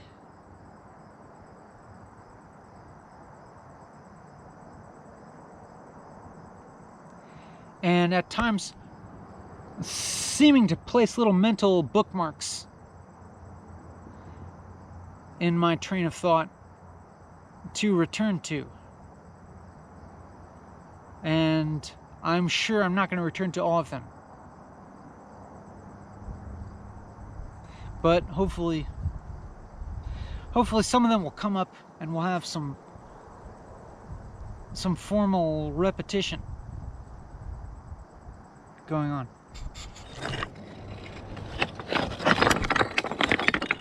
But why don't we change things up a little and just look at some liking. And while we're doing that, don't forget to like and subscribe. Hat tip to my boy.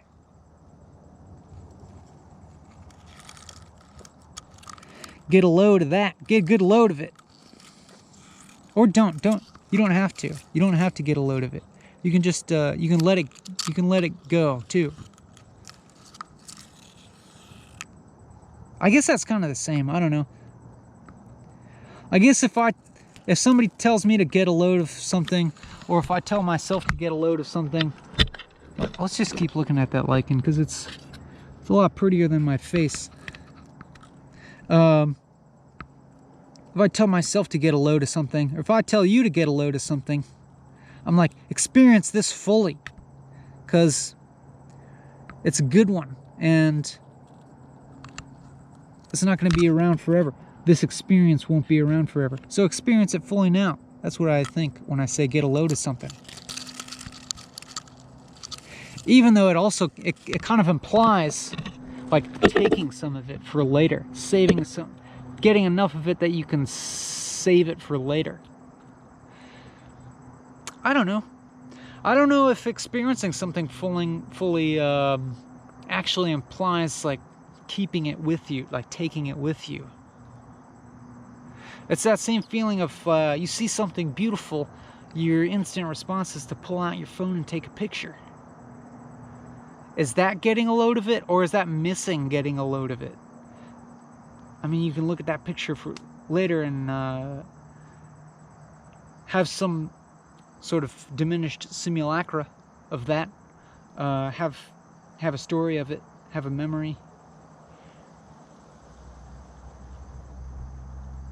But is that getting a load of it, or is getting a load of it just staring at it and trying to silence your thought and just taking in a sensual experience fully?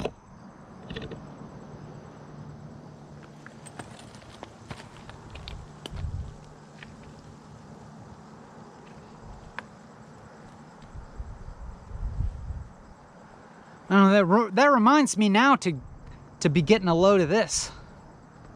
Getting a load of this experience. Look at all these. On every scale, there's a lot to get a load of. This is the tiny scale. That is aesthetically appealing. There is so much for the visual mind to chew on right here.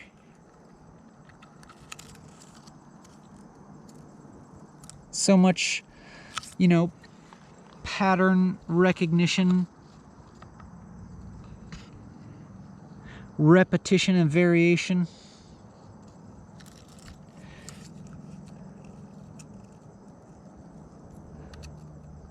Comprehensible complexity, if you will. And then I'll get back to that. I'll explain what I mean by that. And then you zoom out a little, and then you still got, on this slightly larger scale, you can get a load of that. Let's zoom in. Get a load of those guys. Referring to lichen as guys.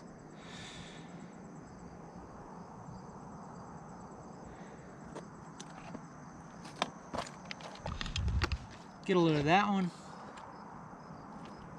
And then you zoom out, and at every scale that I can see these rocks at, I just want to keep getting a load of it. I feel as if I could get a load of this. Well, I slipped and almost fell there, and then I looked at the camera and it was not on. But I don't think we lost anything, because I'm still here, just trying to get a load of this, and I just can't. I can't get a big enough load of this, because there's too much. There's too much to get a load of.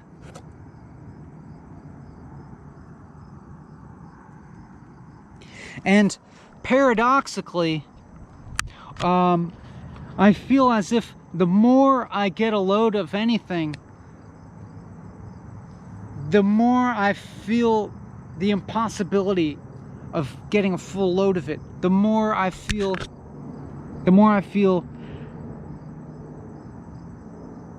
that there's more to get a load of than I could ever get a load of in this lifetime. And so right now, I feel that about this little pile of rocks, this large pile of rocks,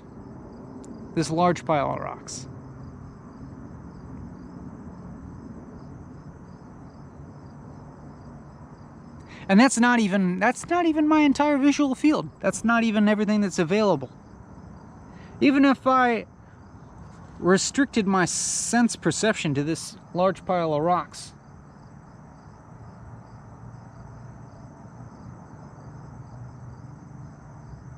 my interest is just so turned on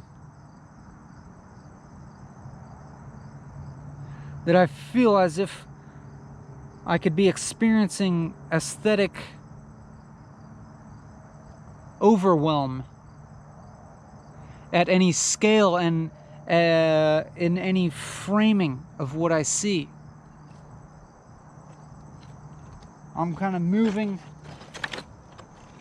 I'm shifting around the contents of your rectangle on your screen as an attempt at a reflection of how I feel like any of these rectangular framings has a lot going on in it. Has a heck of a lot going on, more than I can ever really get a load of.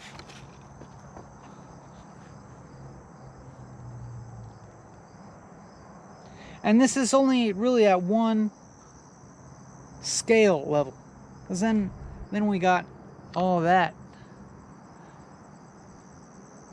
I mean, in another sense, we don't have to talk about scale, because all of this is just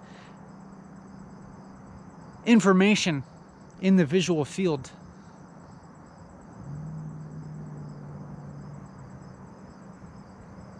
But we realize that we have this possibility of constantly changing scales, you know? You look at that mine over there.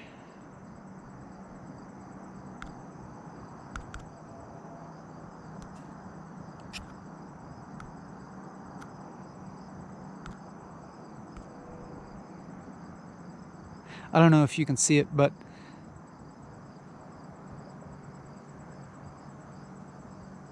there's a quarry or a mine over there, and it's far away, and it looks... Darn, the video keeps stopping. I don't know what's going on, but we haven't missed much. Nothing important, really.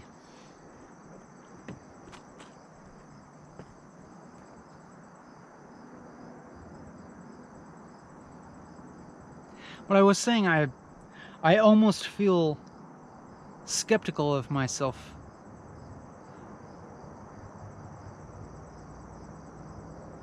for indulging in so much in the experience of beauty right now. I'm questioning myself. Are you just kind of like manic right now in the freaking out of the experience of looking at things?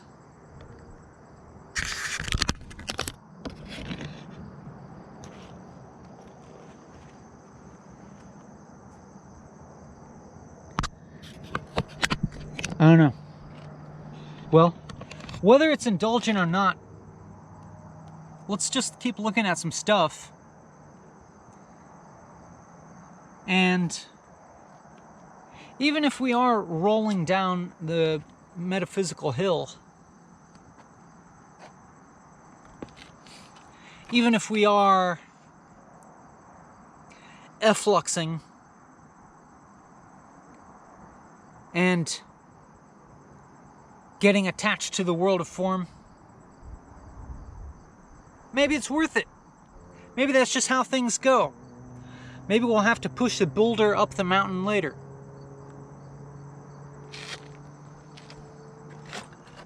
Maybe we can be okay with pushing the boulder up and letting it roll down. But coming back to this Sisyphus metaphor, I wonder if it's not like lugging like a heavy sled up a hill, because then you get to ride it down instead of letting the boulder roll down and then you have to walk down and get the boulder. Like, if life is like being Sisyphus, but what's the boulder then? What is the boulder in that case? Is that like is the boulder just like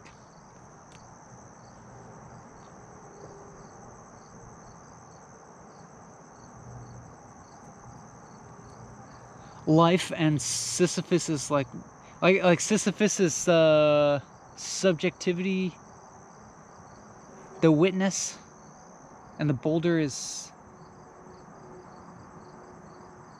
like the other. Yeah, I don't know. Maybe it is more like more like dragging a sled up a hill, a heavy sled. That is kind of a more positive framing of that metaphor, isn't it?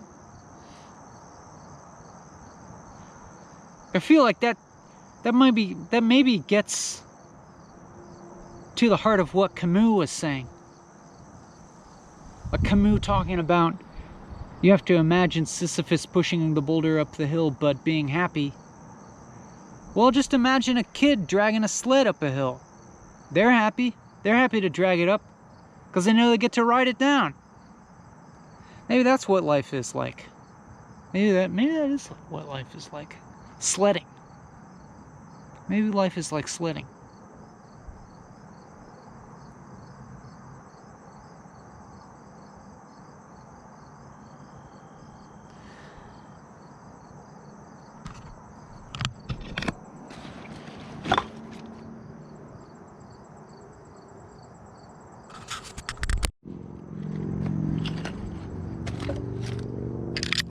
But I'm gonna keep walking.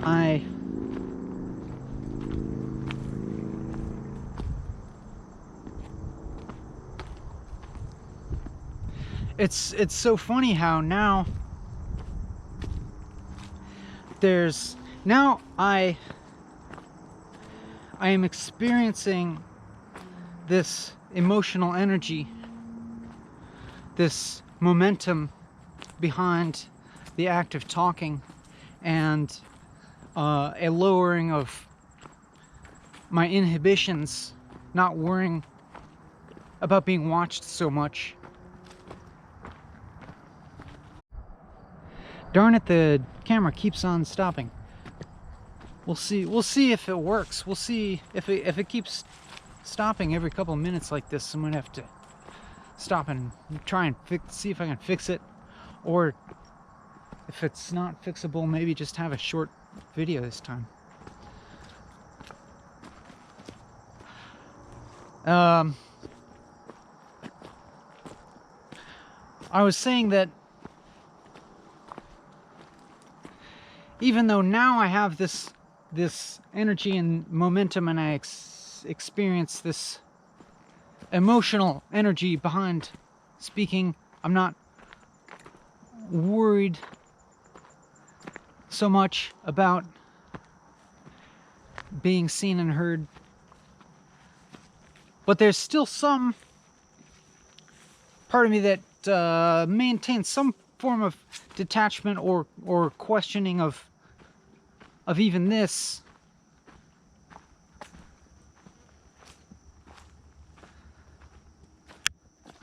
There's something that still sees what's happening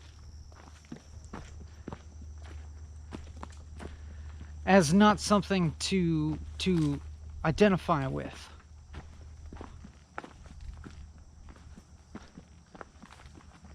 That is continuing to just like hear the speaking happen and witness the thought forming.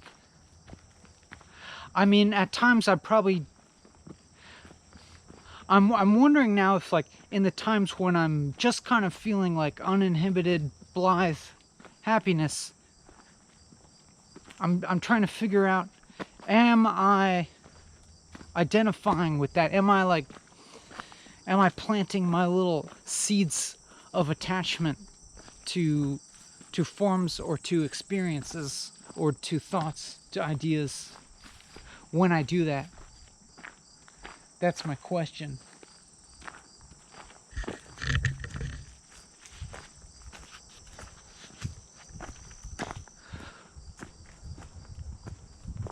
And I guess it's my question because I wonder if I wonder if I'm like getting too loosey-goosey, too uninhibited, too blithe.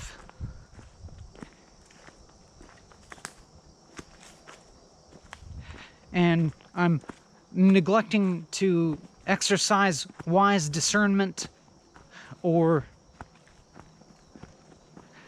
detachment from the level of I don't know. I feel silly again talking about these things.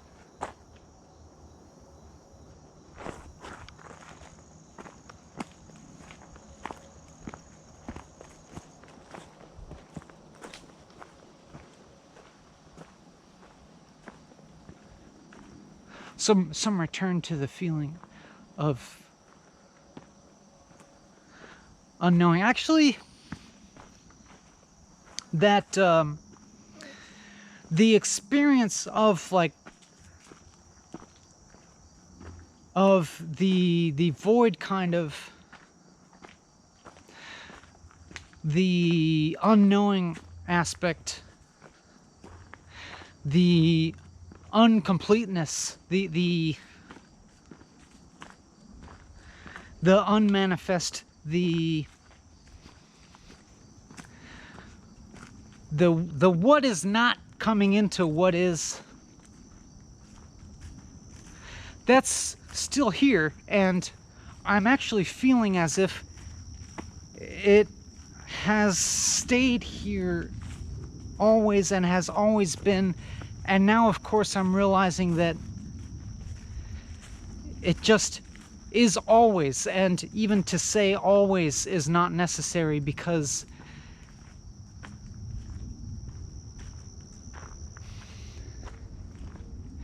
it kind of is what time is. It kind of is what the movement of time is. Like time, and I'll again say that every word that I'm saying is incomplete and untrue in a way. But I'm going to keep moving on with that. I'm going to keep moving on with my relative and, I don't know, problematic process of truth. Problematic process of truthing. And even to say, even to call it truthing, it's like questionable. But I was talking about the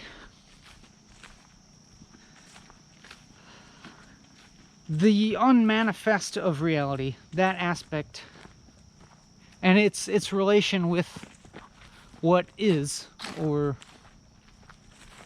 at least what seems to be, because I'm not actually super confident about making any assertions about what is.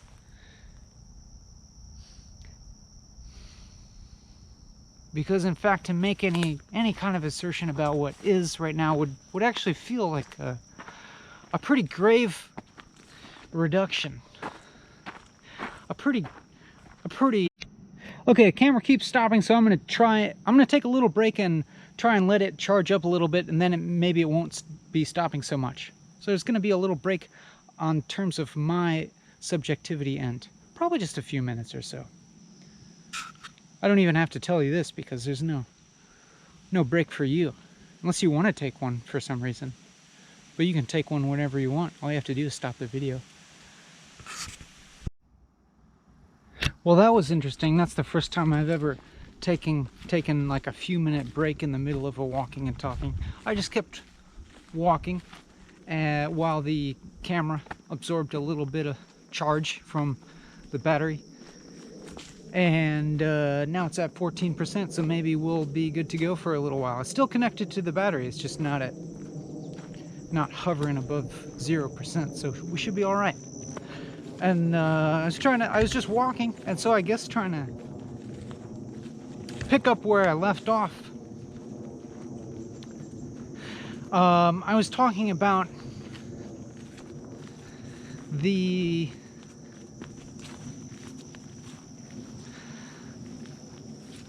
the unmanifest aspect of reality. The big ol' what is not. It's there, right? We can't really deny it, you know? We wouldn't have this feeling of ever having a problem otherwise.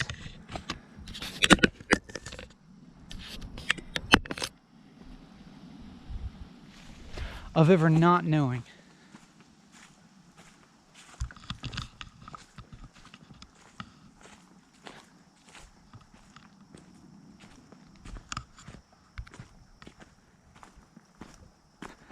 Of ever questioning, what the hell should I do?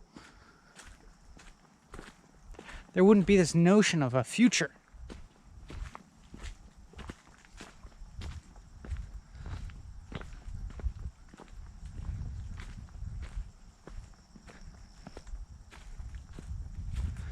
And so for me, what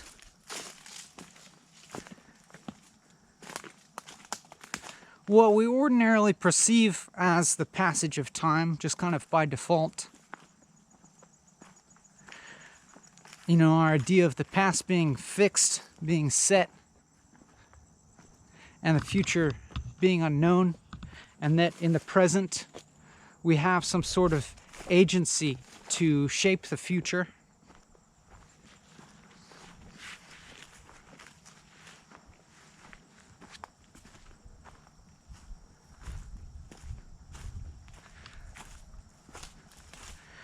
This present,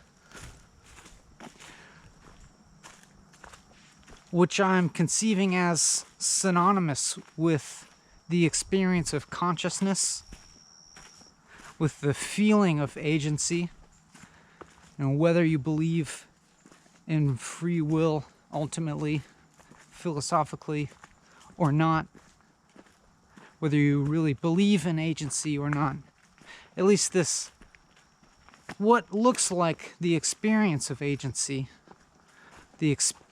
what feels like I can make a decision, you know, like, why is there an I at all, you know? Why is there a subjectivity at all? If there were not,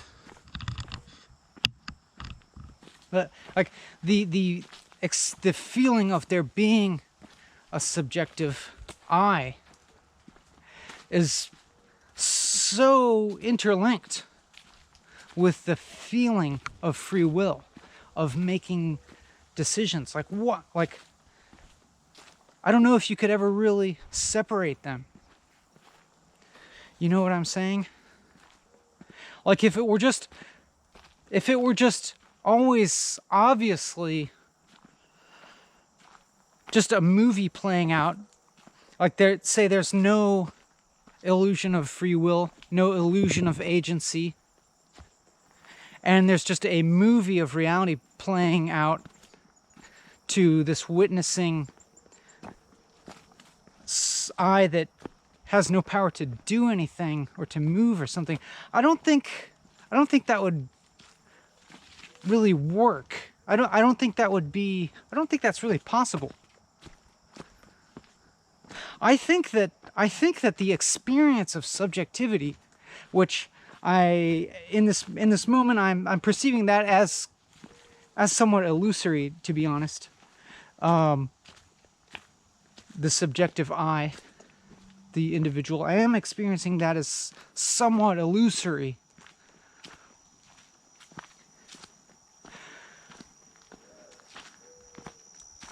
But I feel it as if that illusion is basically synonymous with the illusion of agency, of free will, of I can shape the future. And I don't mean to completely denigrate that either by calling it an illusion, because,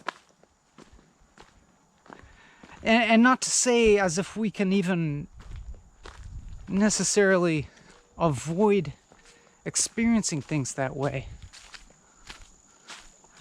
like I can't seem to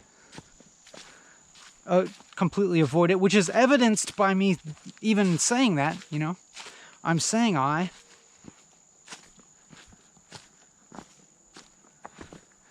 experienced all this confusion in the beginning of this video, all this doubt, which certainly belies the experience of feeling as if I have some choice. Okay, good. Camera's still on.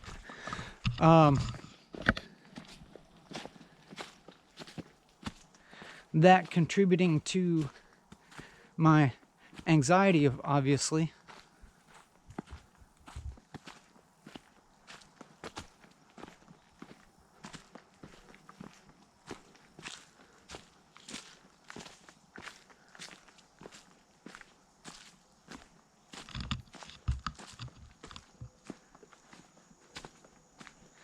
But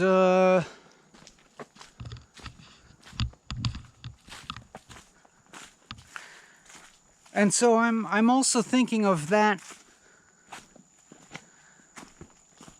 whether we want to call it an illusion or not, that experience of I-ness, of consciousness, as being completely synonymous with the present. And when I say the present, what I mean is something totally as evasive, as constructed, as illusory, as ungraspable as the sense of I.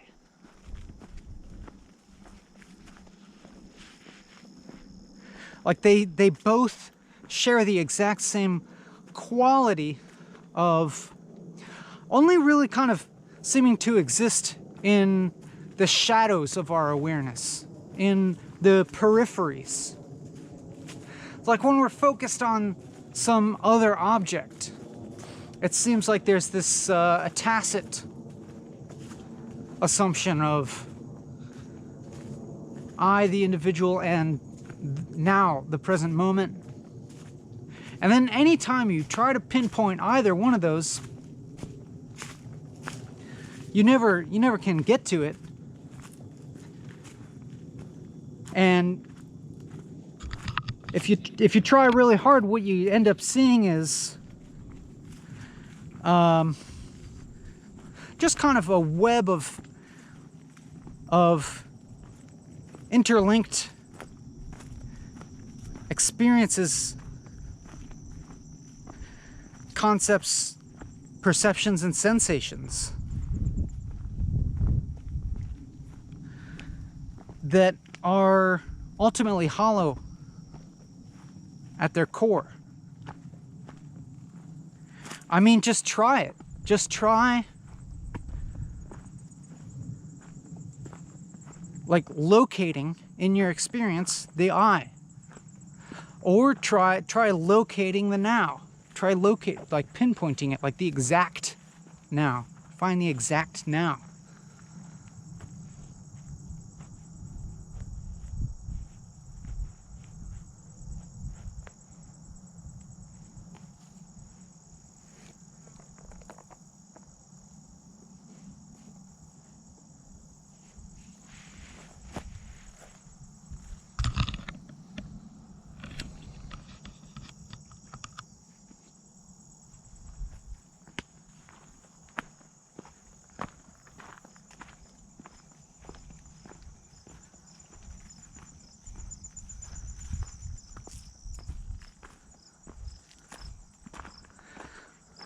I always find that what I get to is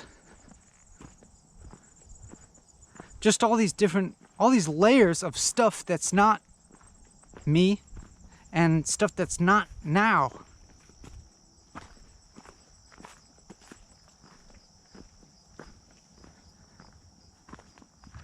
It's like I'm like trying to focus on now. And finding that it's it's just a fog, it's a blur.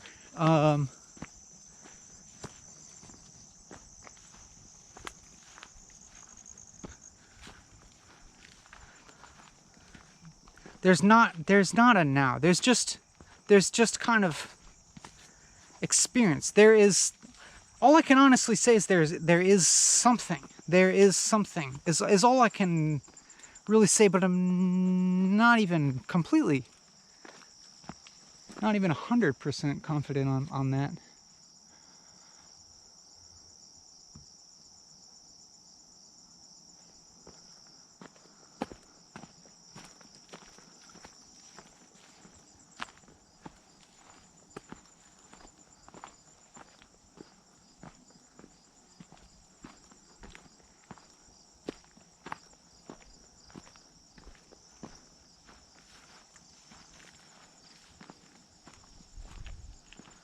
And when I realized that about now,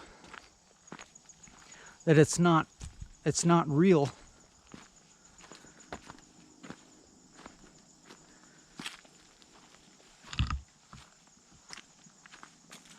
that it's only as real as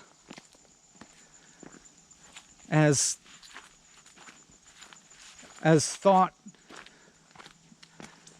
and perception and even sensation, like, and even those are losing their concreteness for me.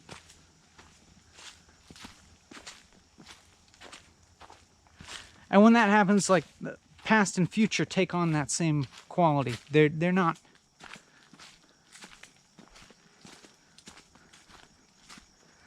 I don't know.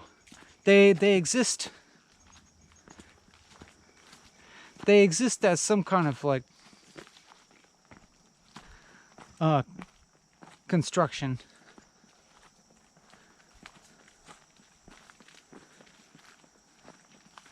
Which is, again, not to like denigrate them in a rational way.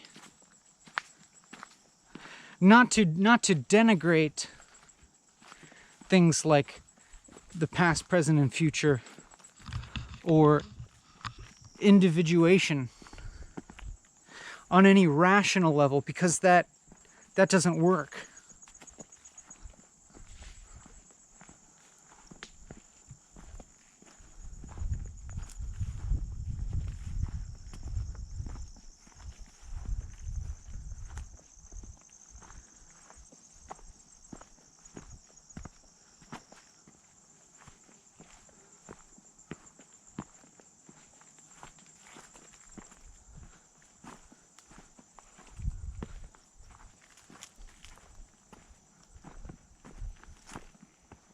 And then, yeah, when now I think about the rational, and it bums me out. No, it doesn't really.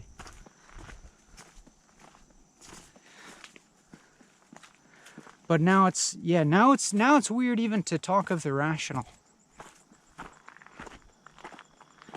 Like, what is that? What is that even?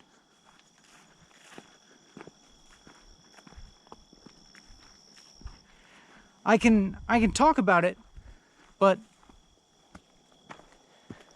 when I talk about it, I feel distanced from it, like I'm just telling a story. Like speaking logically, rationally about objective reality feels a little bit like storytelling. But storytelling is fine. It's kind of necessary.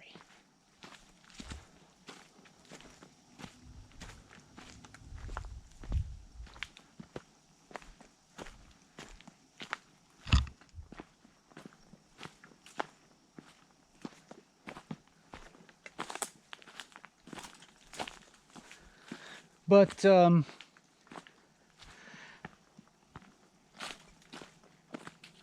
I'm gonna go ahead and like take a swing at a continuous swing, an ongoing swing,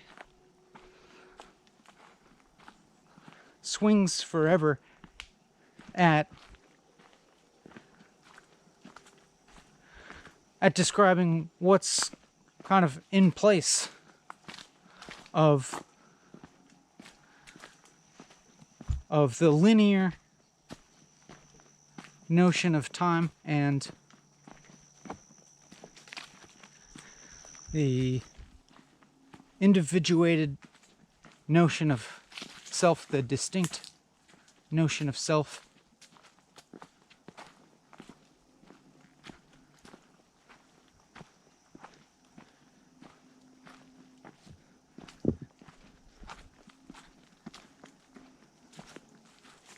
Even though I feel like a little bit of a jackass.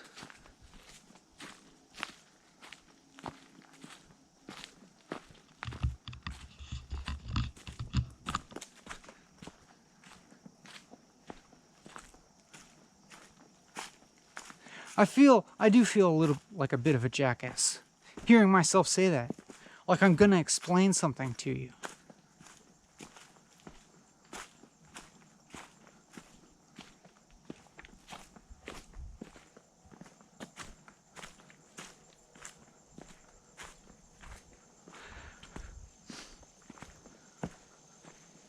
I don't know, I guess I could try.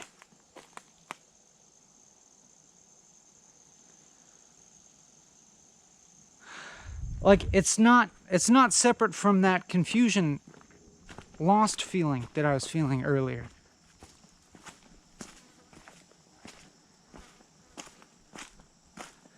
But it's just, maybe it's sort of like a more neutral valence on that confusion.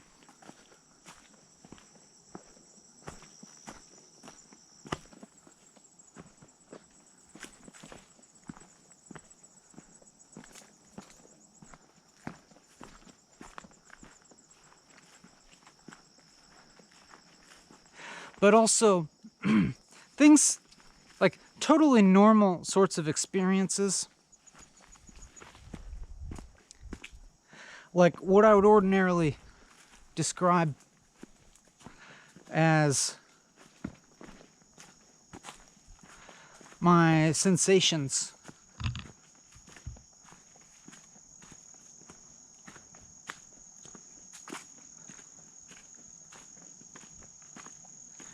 You could say have a little bit more of a dreamlike quality, but it's kind of like the normality of that. And, you know, when I hear myself say that word normality, it's these big old scare quotes jump into my mind. Because I'm like, what was that?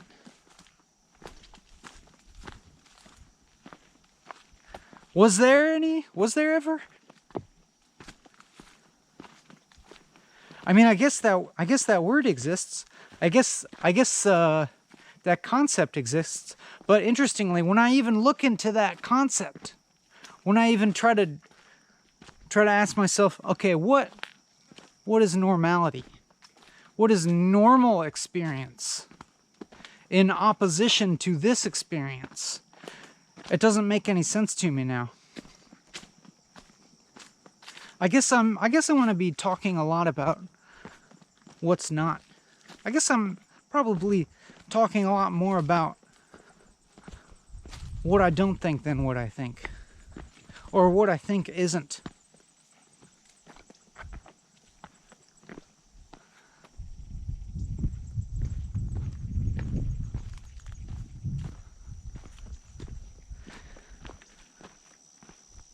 I don't feel like much of an authority to tell you what is, but I can tell you what ain't.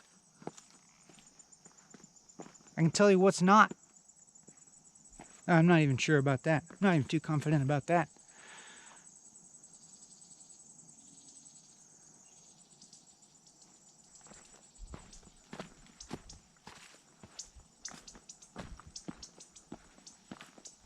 Let me tell you how it's not.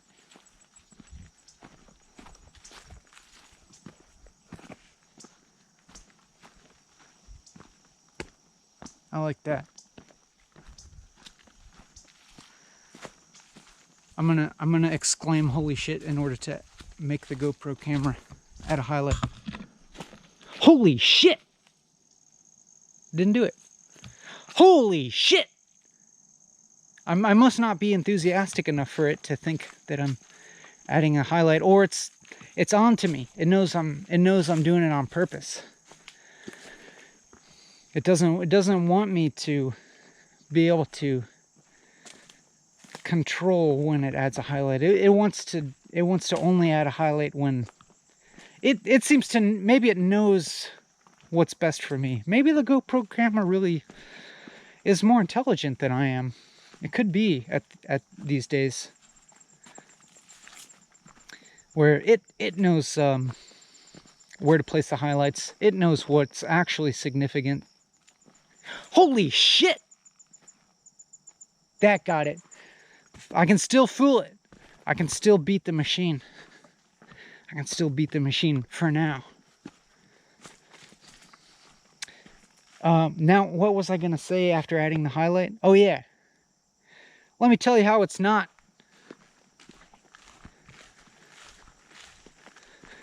Alright, I don't know.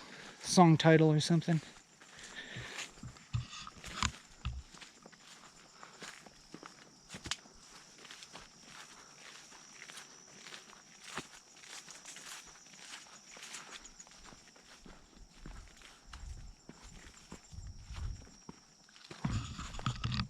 Bloobs.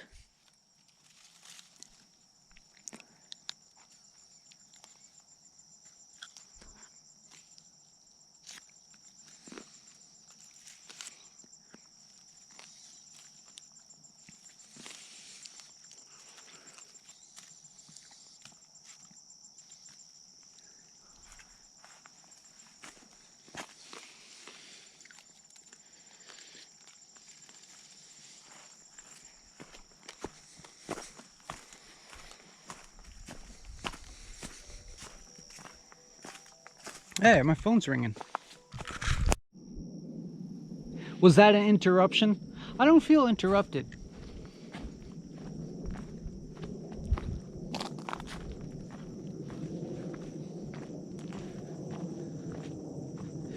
By that normal experience.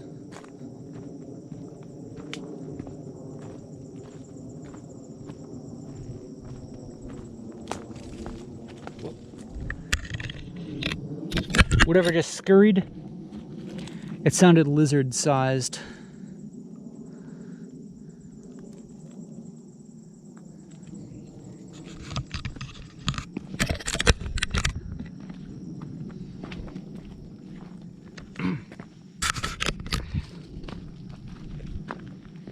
It's scattered. I know it's a little willy-nilly.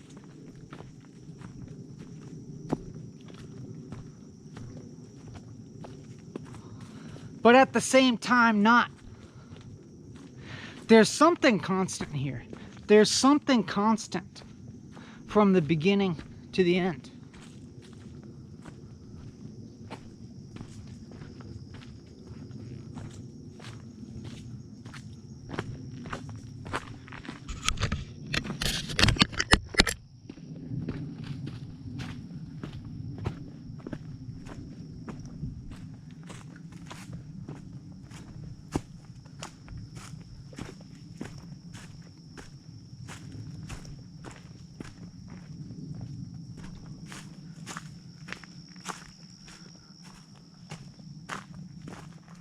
A pause. What does that mean? Am I refluxing again? Let's hope so. Let me go into a panic. Let me do the mini dark night. Let me do lots of mini dark nights of souls.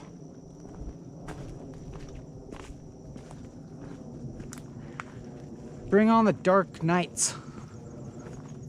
of souls, of the soul. Night, not Knight, for God's sake.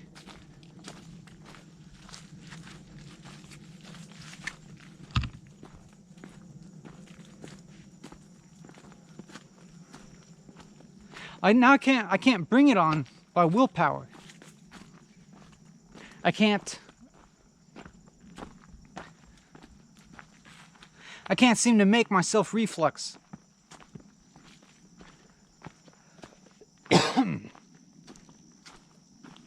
But maybe we are at the point where we can let go of that. We can let go of that idea. That dichotomy between reflux and efflux. Because it is a dichotomy. Man, I mean, I wish I could even just stay at the level where I seem to be experiencing things as reflux and efflux. But I spent a heck of a lot of darn time in feeling kind of whack and constricted and contracted into an individual with concerns, very, very important concerns.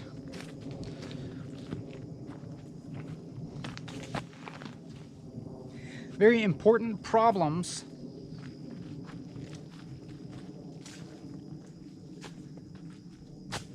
But what happened to those problems?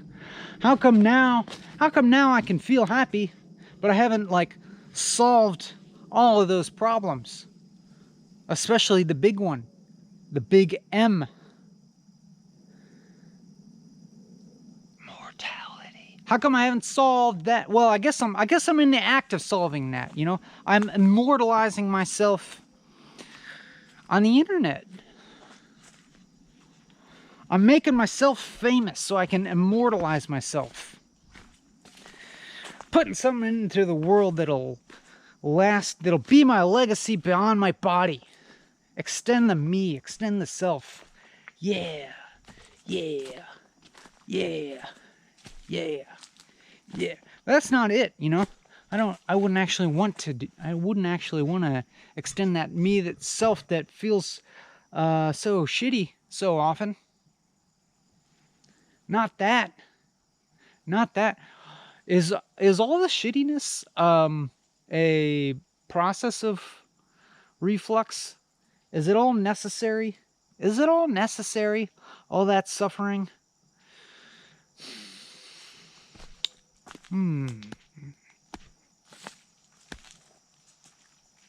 Ugh.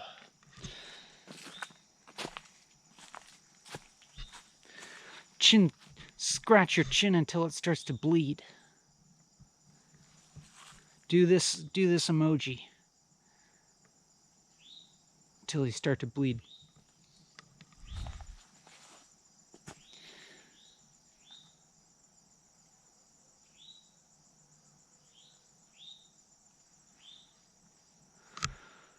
I have no information about which of these trails is prettier, but I guess I'm gonna go this way because it's closer to where the sun is setting. Sure, maybe I should.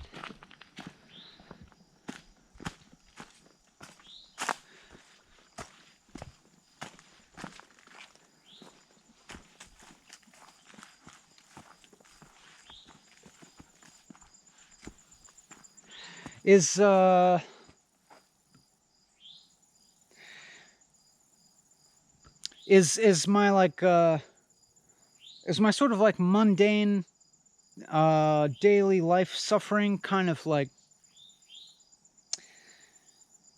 necessarily intertwined with the sort of like slightly manic joy that I am expressing in this video?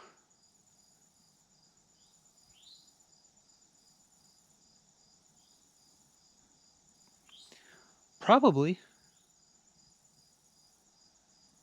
I don't know. I don't know, actually. I don't know.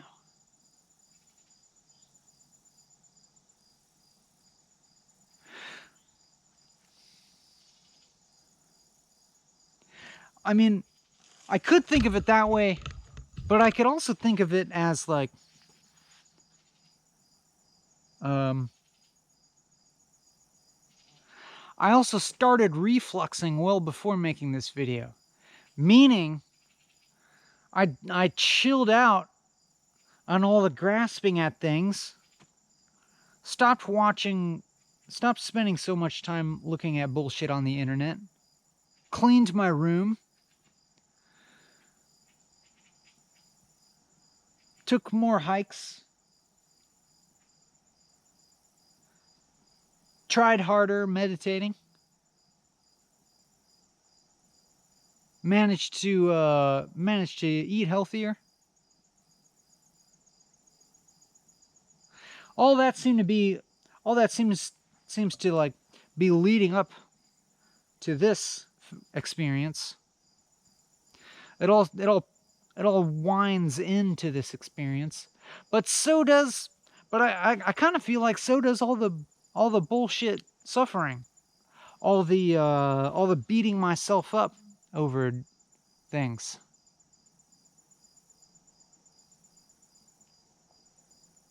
Like they're pretty linked. I just mean on like they contrast each other, right?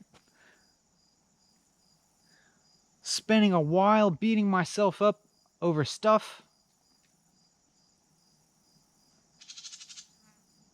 and the increasing feeling that I need to change something, that this can't go on like this for that much longer,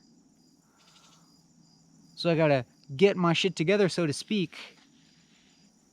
But that urge to get one's shit together, like that does I feel like that does kind of come out of the experience of not having one's shit together. Know what I'm saying?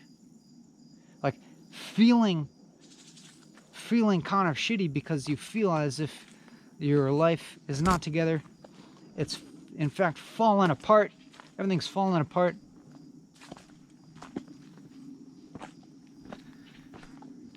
And it feels terrible, and that leads into this experience of that leads into this kind of motivation of drilling in to life a little bit more, digging your heels in. No more messing around.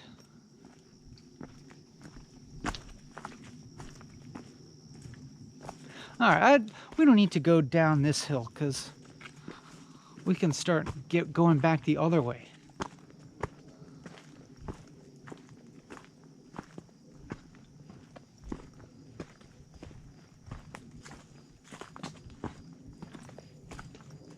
We can start returning.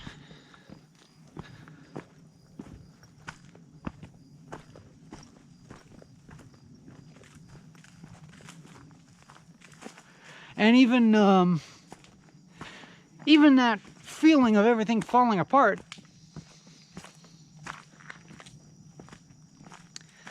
of letting my shit slide,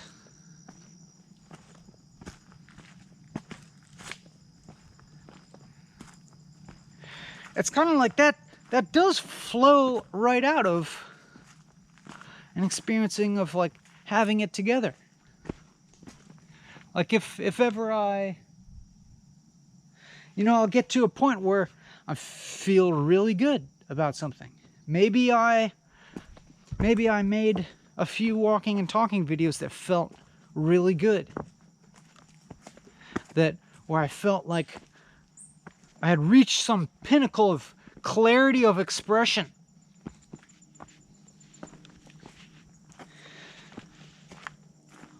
Which revealed new depths of understanding to myself even. I feel like that, and then afterwards I'm imbued with this feeling of tranquility and peace and well-being that lasts for a little while. Lasts for a while, sometimes. But then that itself, you know, that's like a kind of coasting. Then I'm coasting, I'm riding that high.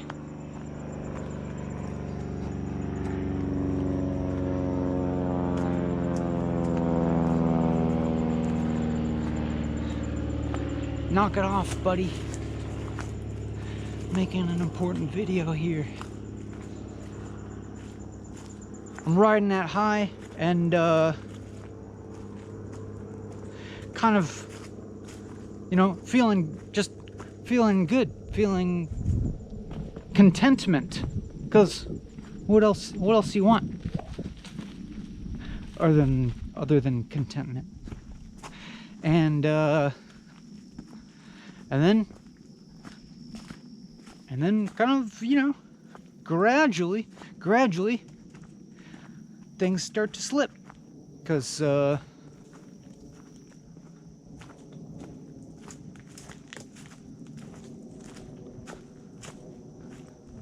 know, I start to neglect things, little tasks, little practical parts of my life that hold it together. I don't know, like little bureaucratic things you have to do on the internet, or like, especially the ones that involve going to the post office, that sort of shit. Those things slide because I'm so, you know, content. I'm like, whatever, it doesn't matter. It's all construction. But then, you know, all those things kind of build up, and then my room's kind of messy. It's like the physical surroundings. They're so often mirroring my mental state. The state of my room, the state of my bedroom is often a pretty good reflection of my internal state. So that gets cluttered, and then my mind gets cluttered with thoughts about stuff, and kind of somehow like the feeling of contentment just kind of like transforms so gradually and so subtly into some kind of like anxiety and depression that like it takes me a while to recognize sometimes, like, oh dang, I've actually been feeling like shit for a while, when I thought for a while I was feeling pretty damn good. But those two experiences are part of the same thing. Imagine that. They're totally contiguous.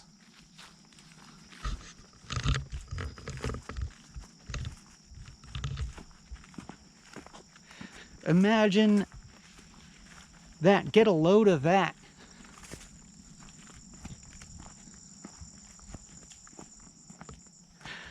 The GoPro should really actually know to add a highlight when I say get a load of that. But you can add a highlight. You can make a comment with a timestamp every time I say get a load of that. If you wouldn't mind, if you'd be so kind.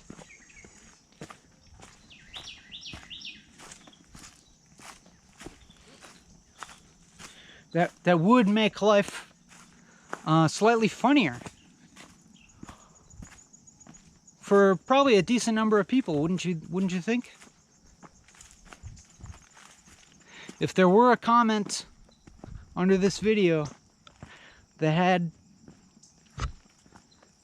timestamps for every time I say get a load of that, that would make life, that would be funny for people that read it, for a lot of people that read it.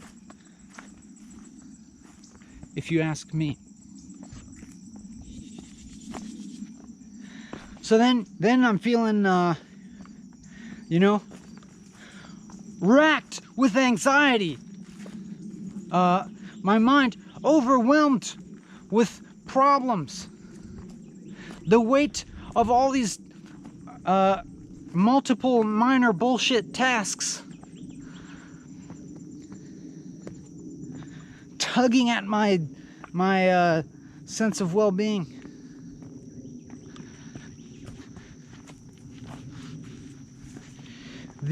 My sense of being a self feeling very weighty and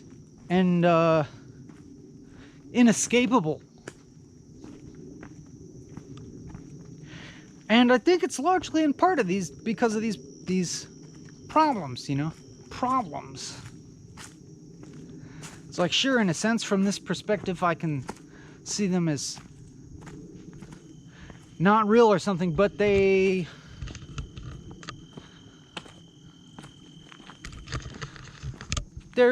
real. You kind of have to just deal with them in order to, because like that's like I feel like that's part of the function of the sort of uncomfortable experience of being constricted into an individual. The uncomfortable, painful experience of being constracted into an individual that feels like you're trapped in your body in a bad way, in a suffering way, where maybe you have some kind of conceptual knowledge or thought or remembrance of prior experiences of feeling so much more diffuse and open and free, and not weighed down by identification.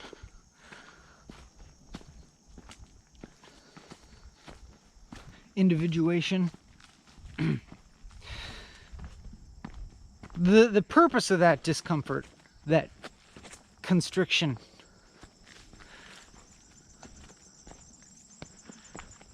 I don't know. It is kind of like a descent into form, a descent of identification into form that you have to deal with on that level of form. So you just have to go mail that form in or whatever, mail that thing in, pay that bill, send reply to those emails, make that decision that you've been procrastinating on, write that person back, clean your room, pretty importantly, do that laundry, do those dishes, take that trash out, sweep that floor, organize your shit, water the garden, pull the weeds out of the garden, sweep up the back,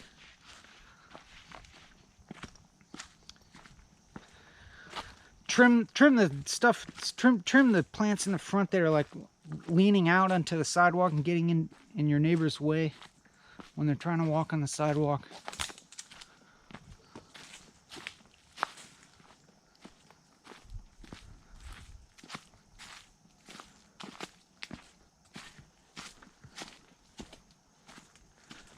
Go get yourself some actually healthy food.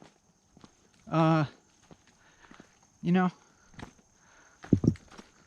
don't imagine that you can just kind of subsist on the magic of your enlightenment or something until you realize you're so damn hungry that you just devour a bunch of bullshit snacks that you have on hand. You got to go actually get some healthy food from the dumpster or the garden or the grocery store or the farmer's market or the CSA or the whatever.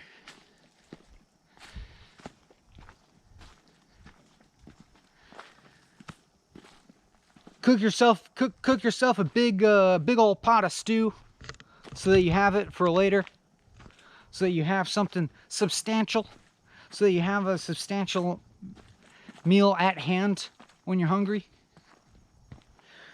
Make a big old pot of rice if you're not one of these paleo freaks. I'm kind of a little bit a paleo freak, but I still eat rice sometimes. All that sort of thing. Maybe you got to do something to make some money. Probably.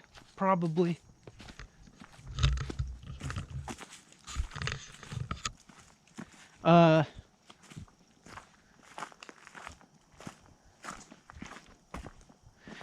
don't know what I'm saying. I come across as if I'm giving some advice, which I am in a relative way, but you deal with that stuff on the level of form. You won't feel so constricted and trapped in the level of form. This is I don't know. This is the most obvious thing. This is the most obvious thing. Maybe if you want, you can do some of that stuff while you're listening to walking and talking. You don't have to be sitting there, 12 inches from the screen, straining your eyes and hunching your shoulders up. There's nothing that important to look at.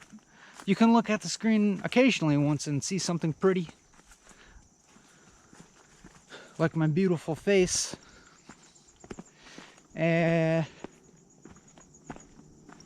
But you could just listen if you want, while you're having the kind of soothing satisfaction of cleaning your room or cleaning something.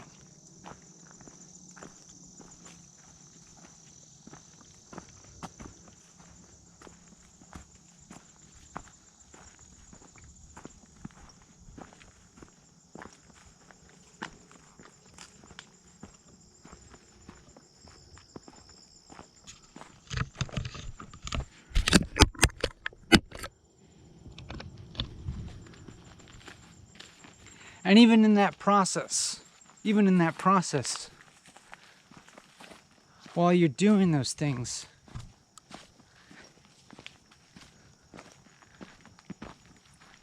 I would bet that you probably don't feel so bad when you're doing those,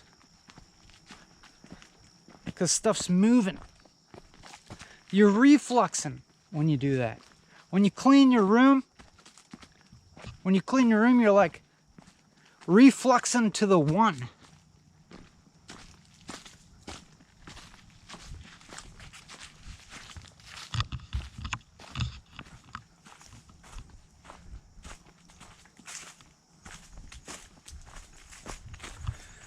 It's really good.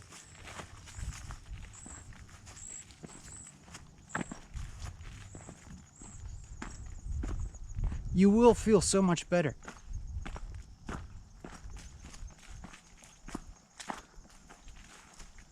If you just do those things that you gotta do.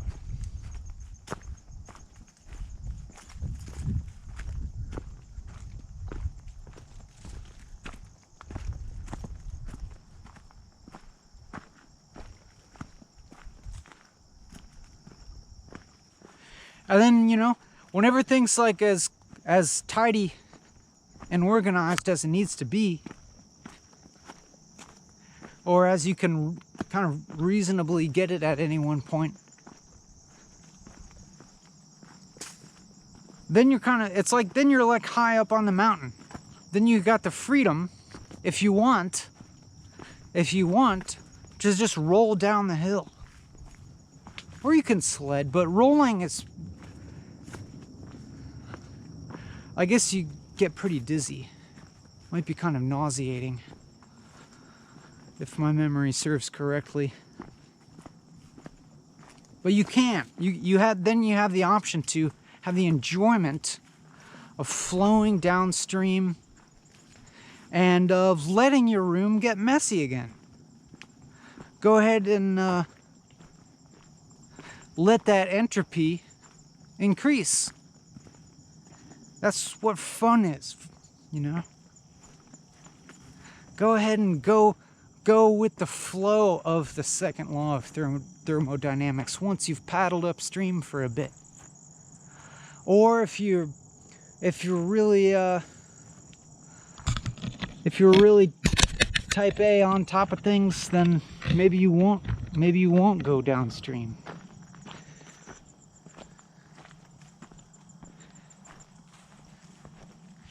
Maybe if you're an anal perfectionist enough, you'll stay up there and you know, stay in the void. Resist the gravity. Resist the temptation.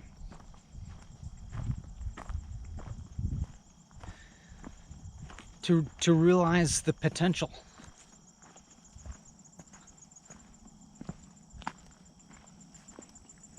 I like to do that sometimes. To not realize the potential of things. It can be really good sometimes.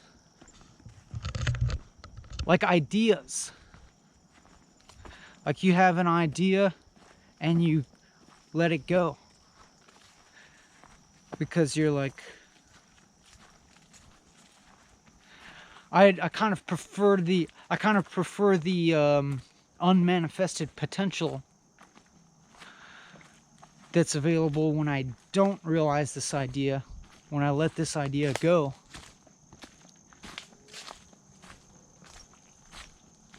To keep building that potential, to keep going towards the void, the horizon, getting right down there into the nexus of between what is and what could be.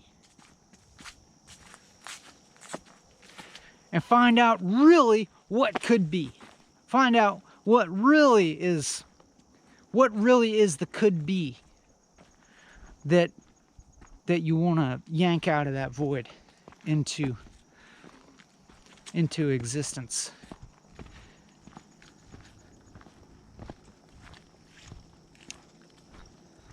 That's what I can call the exciting thing about being alive.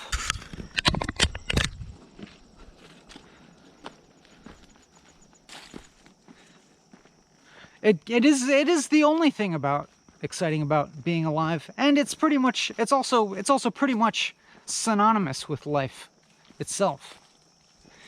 Is this opportunity to this? I mean, it's not even opportunity. You just are. You are this interface between what is and what could be. So take advantage of that. Like really dig into that. See what you come up with.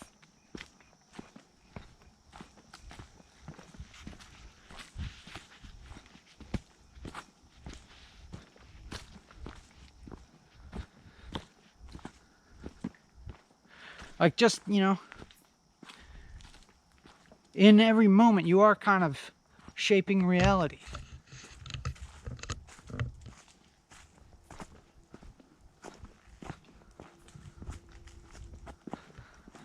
So, and if not now, then when?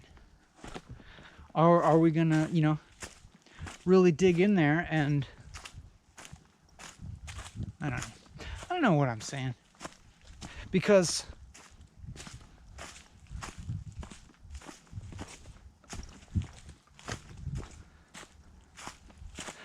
I'm talking now like apparently motivationally, inspirationally, which is odd.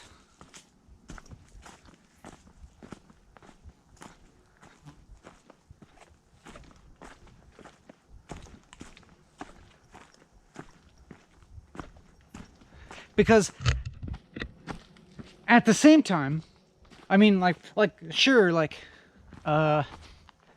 motivation and inspiration, sure, that's a good thing. But at the same time, it's all just happening. It's weird, you know? It's like, I can't honestly believe in free will and like actual like agency. But at the same time, at the same time, the any kind of narrative, any kind of deterministic narrative, can really play into feeling pretty shitty about life.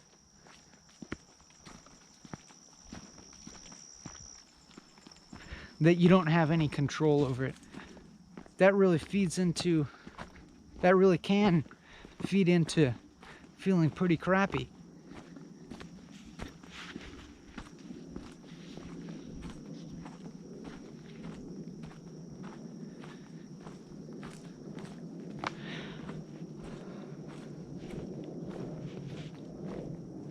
But and so here's where I think like this role of motivation or inspiration comes in. Is like if things seem to you like out of your control in a bad way, and it seems like most of life pretty much is that, what do? It's like you do actually have to kind of be directed at least towards the sort of vanishing horizon of agency. The sort of, at least the vanishing horizon of what kind of looks and feels like will and agency. To you know,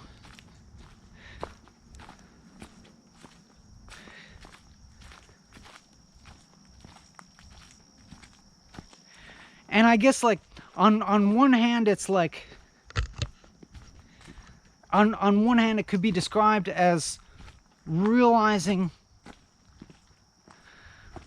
your agency or your free will or your creativity,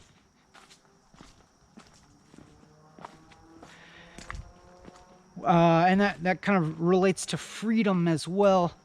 But on the other hand, for me, it might be more accurately described as observing more closely the source, or maybe not the source, but what I keep describing as this nexus, this kind of point where stuff is coming into being, this present, this, you know, this vacuous emptiness within what we think of as the present, from which what is or what seems to be springs forth. But interestingly enough, I don't know, interestingly enough, it's like, I feel like the deeper I dig in there,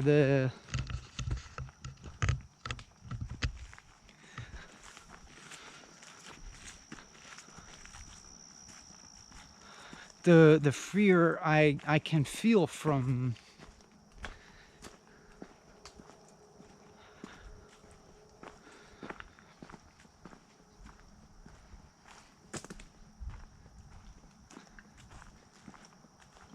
what is it? I don't know. It's like I guess it kind of feels like being more alive, or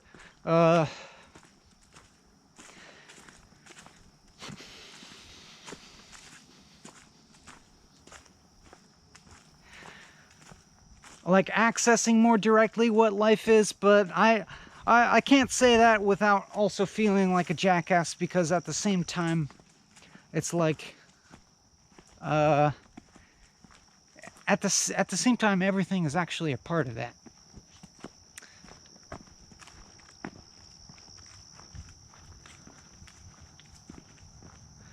To state it kind of vaguely.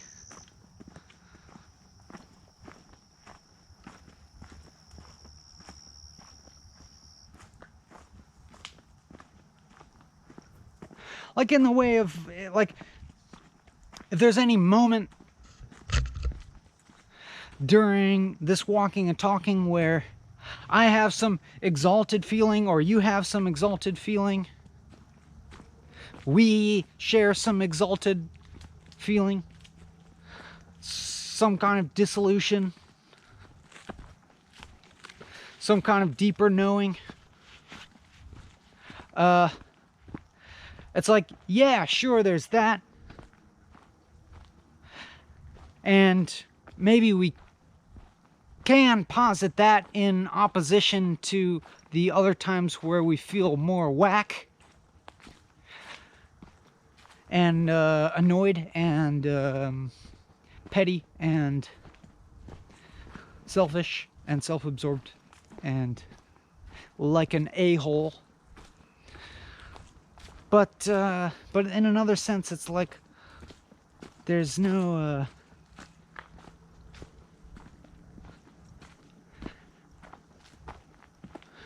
real separation of all that stuff.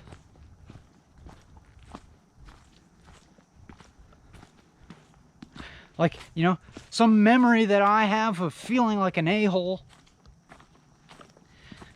is just as valid a part of this experience as anything else.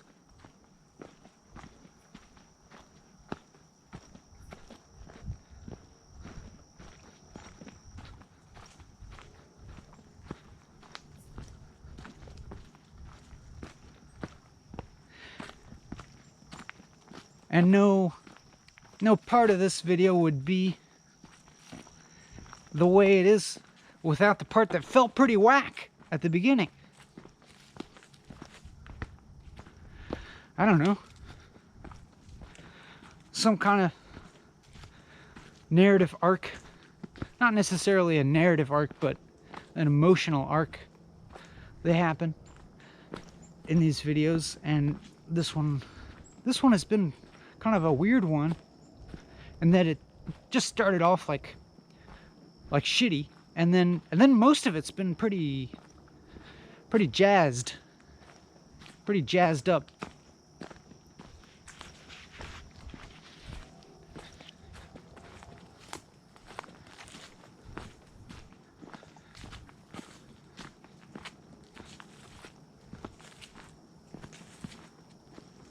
I don't even know where we are at time-wise, but I feel pretty fine to keep going. Let's keep going. Let's not even put a thought of stopping into our little heads. Let's go until we're tired and feel like shit again, and then keep going. Well, let's keep going feeling like shit. Why not? Let's reflux. Let's have a emotional arc that's like shitty, and then confused into a cloud, like so confused that you just disappear. Have you ever felt that? Like so confused that you've just disappeared. And then being really jazzed for a pretty darn long time. And then that's where we're at now. And then we'll get exhausted, and it'll become total drudgery, and we'll end on a low note. How's that sound? Sound good? No, it doesn't sound good. But that's fine. That's fine. That's fine. Hat tip to my boy. Other boy who I never met. There's a bunny.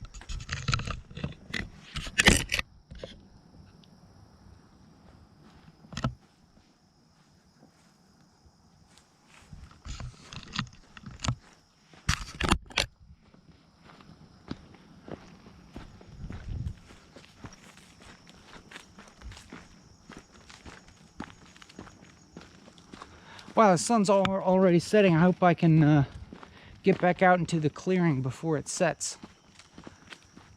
Because it'll be something to get a load of, I can tell you that.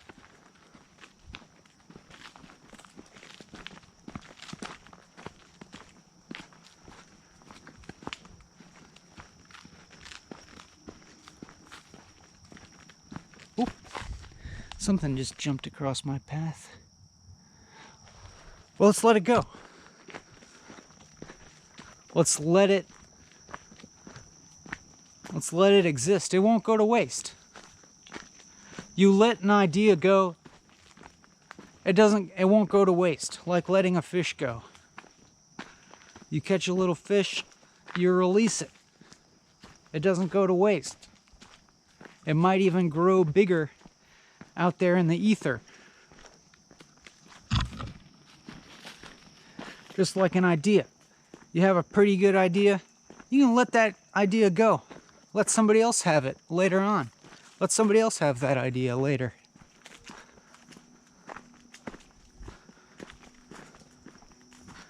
Use your intuition to figure out what's the real shit that you're going for.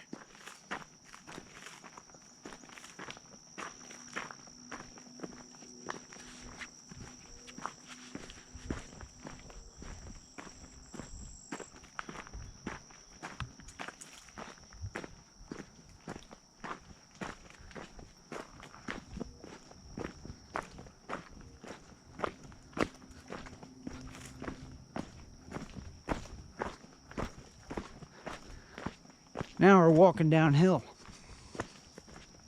Because we know it's going to end before long. We can almost taste that sweet ending of the ordeal.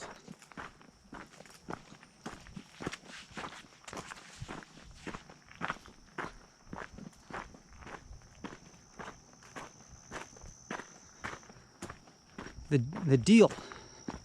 And the and/or deal.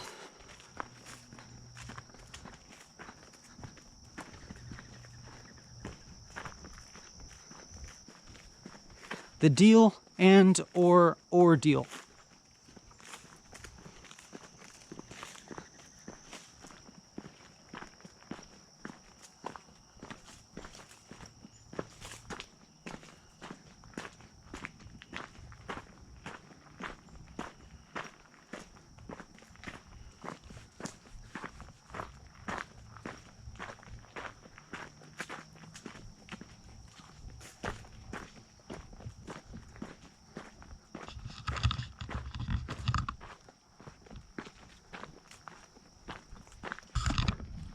Good, camera's still on.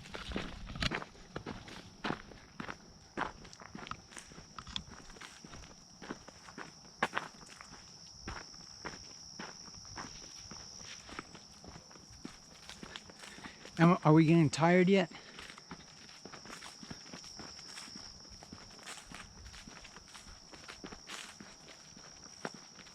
It would be appropriate to get a little tired before the end of this video and just end on a, you know, a slightly less manic note.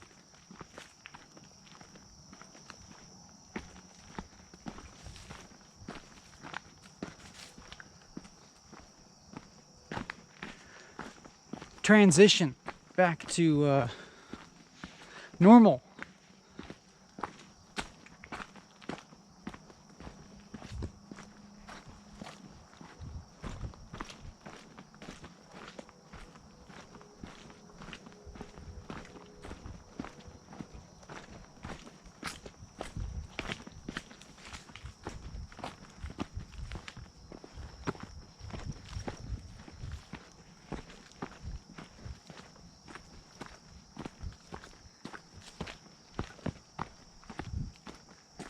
maybe I am getting tired. I'm talking a little bit less.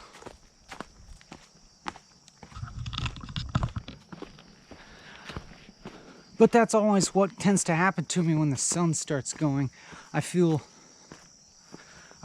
more and more inclined to stop yapping when the sun starts setting.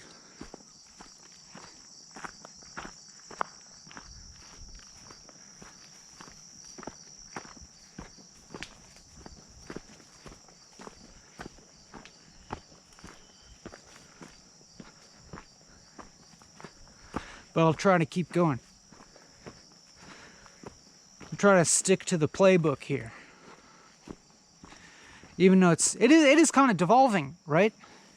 It is kind of devolving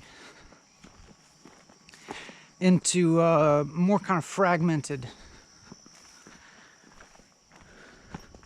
whimsical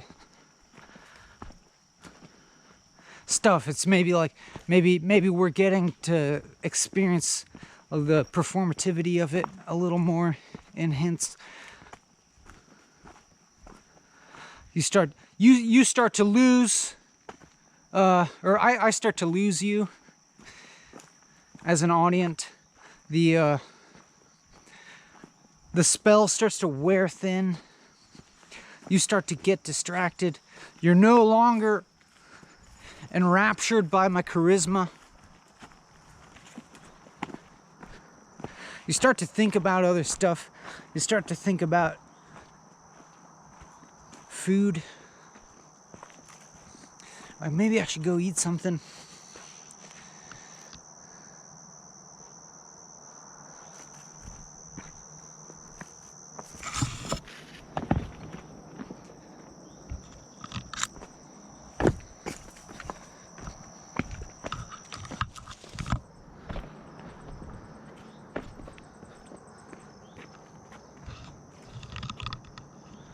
This is a good spot.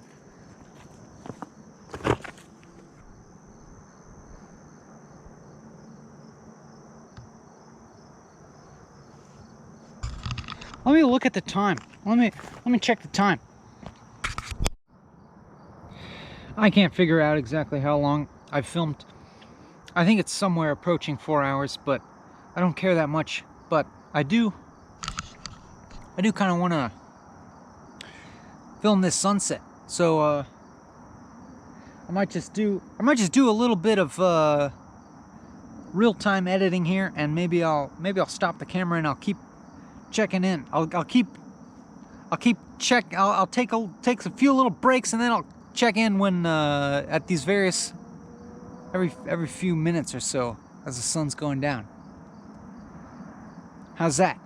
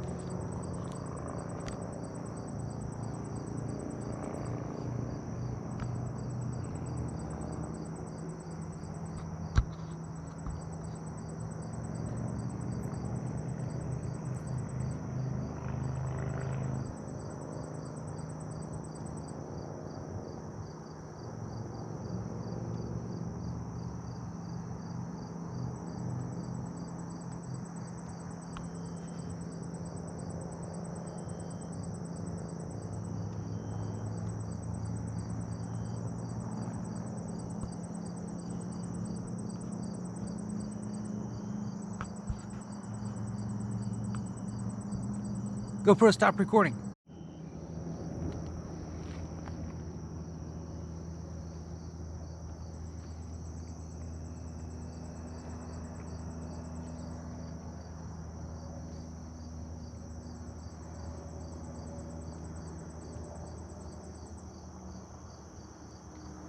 That sucker is going down.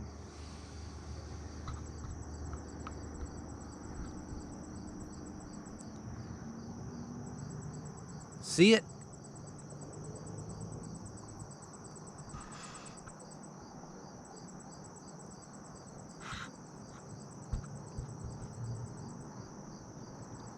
That's the sun.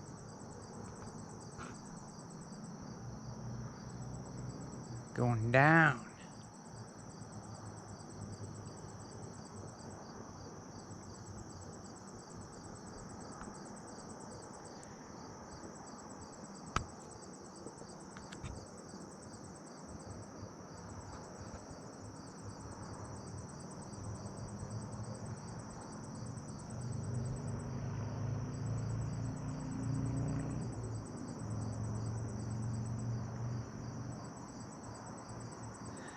We can't look directly at it. When you look directly at it, it blinds it out. It blasts it out. It's too bright. Can't look directly at it. But you can kind of, if I get it into the periphery, you can sort of see it. That's kind of like, I don't know. That's like a metaphor. It's only really there in the periphery. But enjoy that periphery. You know what I'm saying? Enjoy the kind of peripheral perception of having a self, of having a life, of there being a now. To what extent those things exist as constructs, go ahead. Enjoy it. Because there's, you know, what else is there?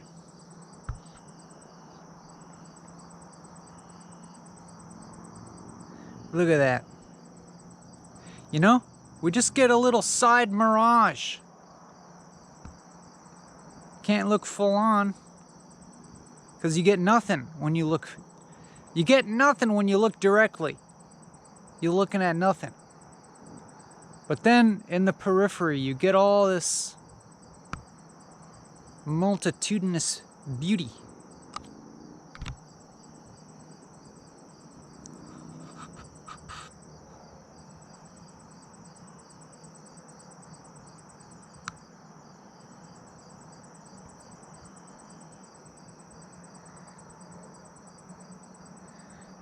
That little redness.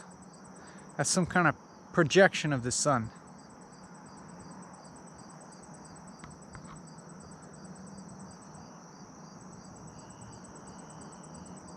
It's going down.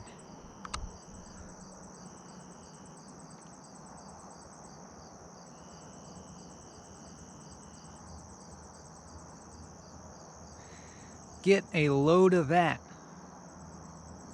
Ah, it's disappearing. It's becoming a little sliver. It's becoming a little sliver of red.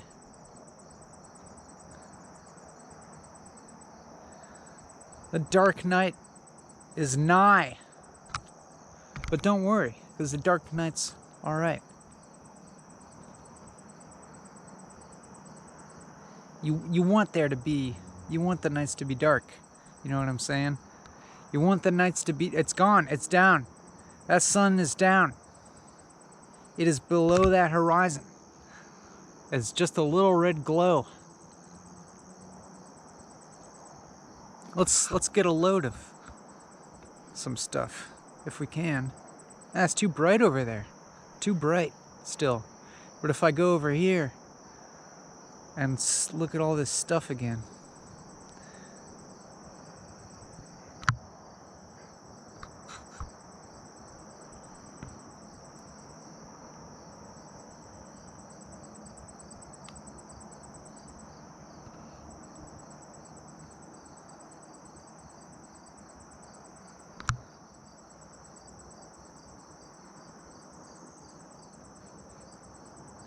All right, I think that's enough of that. Bye.